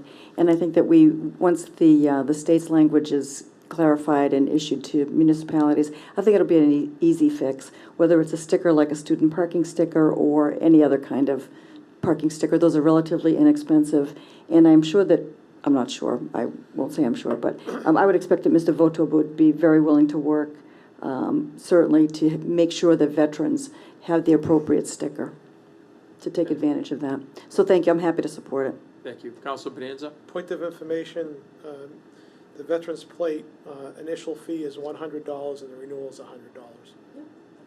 Yeah. We can make placards, just like the handicap ones, you hang them right in the. Depends what the state law says. That's, Wow. Yeah, I'm real Local curious to police. see this legislation, to be honest. I mean, I'm sure it's outlined in the law. Yeah. I'd be shocked if it wasn't, although Well, we you were the never first know. Purple Heart City, correct? We were. And everybody followed us after. Still have to get that chair somewhere. We still have to get to the ordinance anyway. I Right, mean, this is right. just So there is passing it time. There is to do the anywhere ordinance. from a month plus. I just, Just for point of information, I'm not in the debate. Counselor, Mr. Chairman, go ahead. I just remind the council that the Director of Veteran Services, who deals with this stuff all the time, is in favor of this. Okay, I think any glitches can be worked out. okay. Your committee's still in favor, correct? Yeah, Yeah, we're still in Okay. favor. I I think think the- there's just legitimate concerns. that Right, Yeah, are the raised, point that that's all. we need to fine tune this through the point of creating an ordinance comforts me that we have time to take a deeper look at this. I have some questions, but I will maintain my position to support passage tonight. Okay. Are there any closing comments or questions? If not, this will be a roll call vote, beginning with Counselor David Cormier. Yay. Counselor Pauline Cormier. Yay. Counselor Odenger. Yay. Counselor Bonanza. Yay. Counselor Feckley. Yay. Counselor Shalfo Zephyr. Yay. Counselor Dobrowski. Yay. Counselor Frida. Yay. I shall record as yay by a vote of 9-0. The petition has been granted. Thank you very much. We now move on to Communication 1. Is the chairman ready to report? I am. Communication 1, Mayor Dean J. Mazzarella requests that the City Council approve petition C01 and authorize the mayor on behalf of the city to petition the Massachusetts Court for special legislation substantially in the form as set forth below, relating to the city making payment on a certain unpaid bill to Royals Steam Heater Company, provided, however, that the general court may make clerical or editorial changes of form only to the bill unless the mayor approves amendments to the bill before enactment by the general court, and provided further that the mayor is hereby authorized to approve amendments which shall be within the scope of the general public objectives of this petition. We have several referrals pending, including the mayor, city solicitor, the purchasing agent, the school department, the comptroller. At this point, I would request further time.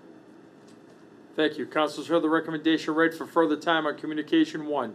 Are there any comments or questions on the floor? Councilor Frida? Yeah, so through the chair, while we're waiting, can we get a copy of exactly what's gonna be presented to the court?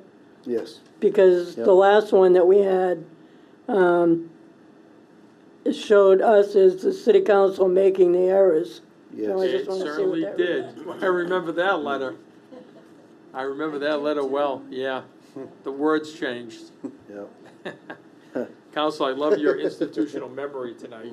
It's a great scares some job. people sometime, but it's there. No, yeah, that's a good idea. We're gonna blame it on Councilor David Cormier, he's the youngest. Okay. Some of Any these other- things he wasn't around yet. I know. Any other comments? Like Any- not born yet type of thing, or like not born yet type of thing? Okay, we're not gonna get into that, Sonny. Okay, here we go. That's what I meant. Any other comments or questions on the floor? Okay, the recommendation was for further time on Communication 1. All those in favor of that recommendation, please indicate in the usual manner. Those opposed by a vote of 9-0, further time has been awarded. Thank you, Mr. Chairman. We now move on to Communication 6. Is the chairman ready to report? We already did those, right? We did And- those. We did that. We did We that. did this one already, we're good. That's what threw me off. Okay, here we go. Doesn't take much at all. Petitions. Okay, we're done with Mr. Ryan, Ways and Ms. Means Patel, We now have petitions under Ways and Means, 6-19. Is the chairwoman ready to report? I am, Mr. President. 619, petition for junk and secondhand dealer's license, Little One Clothing and Accessories, business owner Charity Sanders. This was regular course at our last meeting. We asked for recommendations from the treasurer's office and the police department. We received a referral back from the police. Dear City Clerk Huffman, in reference to 619, referred to me by the Ways and Means Committee. I, on behalf of the Leominster Police, cannot offer any referral. I'm ignorant of this business and business owner.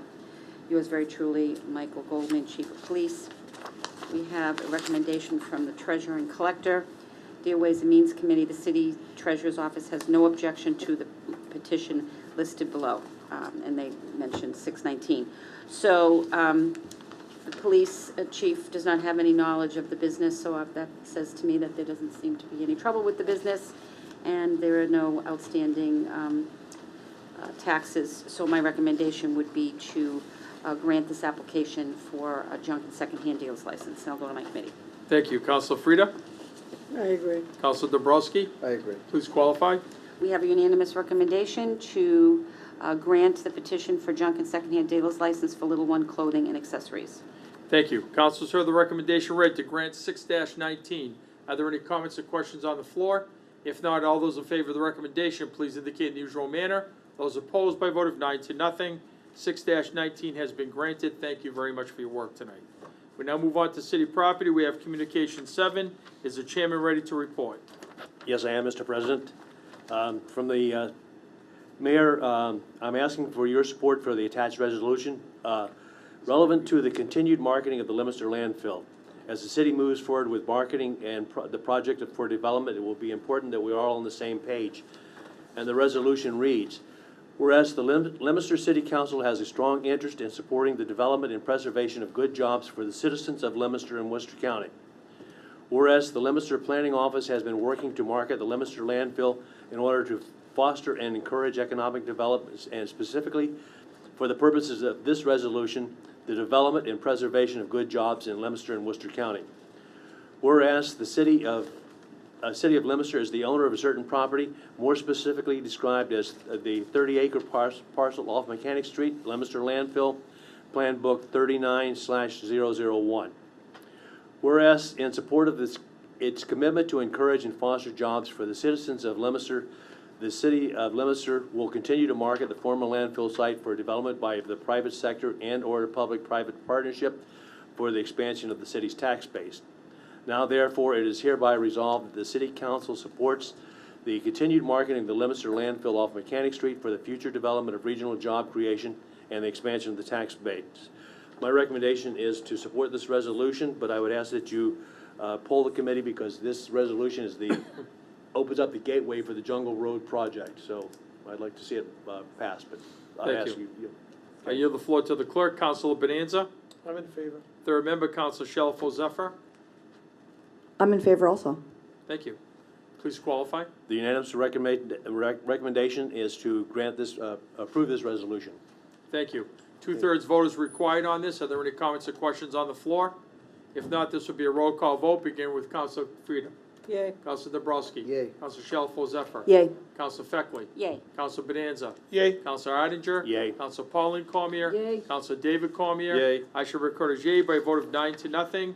Communication 7 has been granted. Thank you very much. Do we have anything under old business tonight? Councilor Shalfo Zephyr, first one. You're welcome. Yep, thank you very much. Through the chair to the finance chair, I don't know if this is appropriate for the finance chair, it's a follow-up actually, to C09 about the purchase of police vehicles. What would be helpful for me, because in this particular thing, we're spending $322,000+ to buy 5 patrol vehicles, 1 command vehicle, and 1 unmarked cruisers. I don't know what the whole inventory of cars is. I don't know if this represents half, a quarter, almost all of it. So what would be helpful is if we could ask the police department for an inventory. It also references the explanation, the mileage on the frontline cruisers is between 45,000 and 70,000 miles. Is that almost, I mean, I've got cars with 250,000 miles on them that work like a charm, but I don't know what is average, I don't know what the average life is for a police cruiser. So that would be helpful if we could have an inventory of vehicles, the total number by breakdown, and also just some information about what their normal life is in terms of I'll tell miles you or what, years. Through the clerk's office, I'll initiate that question, and what will happen is, we'll get back to police, fire. We can even reach out to DPW as well. Absolutely, that would You be know, from really that helpful. point. Yep. All right, okay. Thank you. Council I can Bonanza? help a little bit with some of that right now. That's the whole front line. That's Yeah, all right. of the active cruisers. Right. So there are other vehicles that they have beyond that, but that is the complete We only have 5? 7. And there was, don't forget, there A was command 8th. vehicle and one unmarked, so that's, And there's 5, 6, another, 7. there's total vehicles. And there's another vehicle that I mentioned in the presentation that was replaced as a result of an accident. So there's 6 cruisers, 1 command vehicle, and 1 unmarked vehicle. okay. All That right, was, we probably be have a helpful. vehicle for the mechanic as well. Oh, they have a whole host of So, I other mean, is vehicles that the they stuff you all come. wanted also, Counselor? Do you want that information? Absolutely, it would just help, this is the context Okay. in which we're trying to make these big investments, right? $322,000. What is that? Is that the entire They're, vehicle inventory of the police department or not? Yeah, that's Good. fine, I mean, but Yeah. those are what he calls the front line, those are what they use for primary law enforcement duties. There are vehicles out there that are being used for other purposes, I'm sure there are, and then some of these vehicles ends up with the auxiliary police, but he told me 75,000 miles is the limit. This isn't how you operate your car. These cars are hard, these are hard 75,000 miles, and it's all around town mileage. That these cars aren't really driven on the highway. Not No, very I'm much. sure that that's the case. It would just be helpful to hear from the Yep. police chief and to have that available for us as well as the public. Okay, I'll get that information for Thank you. Okay. And we're gonna try to hit the whole city. So it would be, police, fire, DPW. I don't know how much school departments in there, but they have a few vehicles as well. All right, good, thank you. Okay, any other items on the old business? Counselor Dombrowski? Just on petition 219, I just want to take a vote to bring the building inspector down after he recovers from his surgery. I'd rather do that tonight, so we Okay, don't forget about it. so let's take the vote on bringing him down, and we'll leave the date open until he Sure. returns. Yep. In a reasonable amount of time. You know, if he comes back and he can't make the first meeting, if he can make the next one. That's fine. Counsel Feckley, that's your petition too, right? So you okay with that? Okay. All right.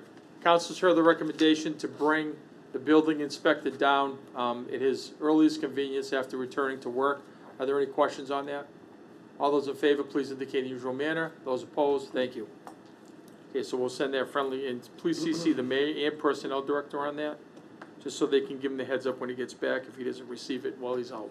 Okay, thank you. Any other items, Councilor Dombrowski, you all set? I'm all set. Councilor David Cormier? Yeah, on C-15, to the, through the chair, the finance chair, I'm sure that it was probably going to accompany it anyway, but can we get a complete list of all of the streets that are going to be resurfaced this fall?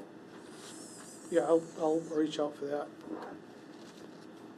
Thank you. Okay, thank you.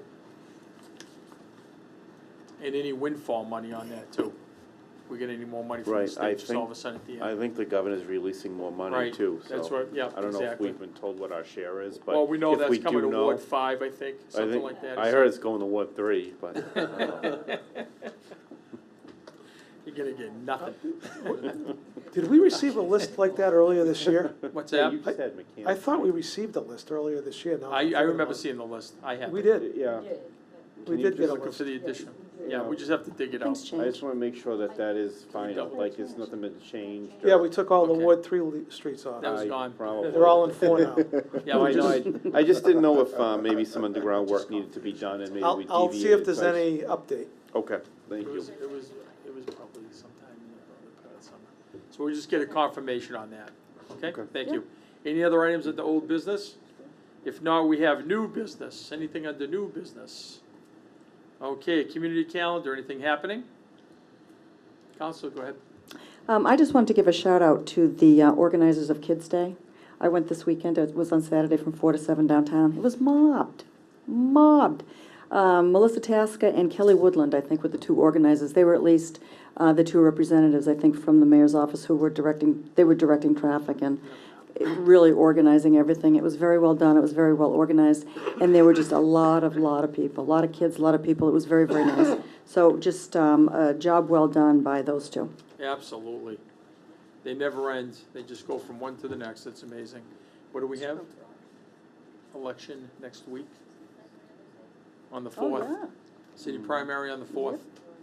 Okay, for state, correct. State primary. State primary is held on September 4th.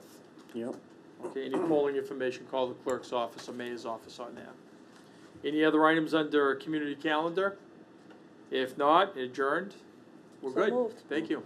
Have a nice evening, folks. You guys, thank you very much.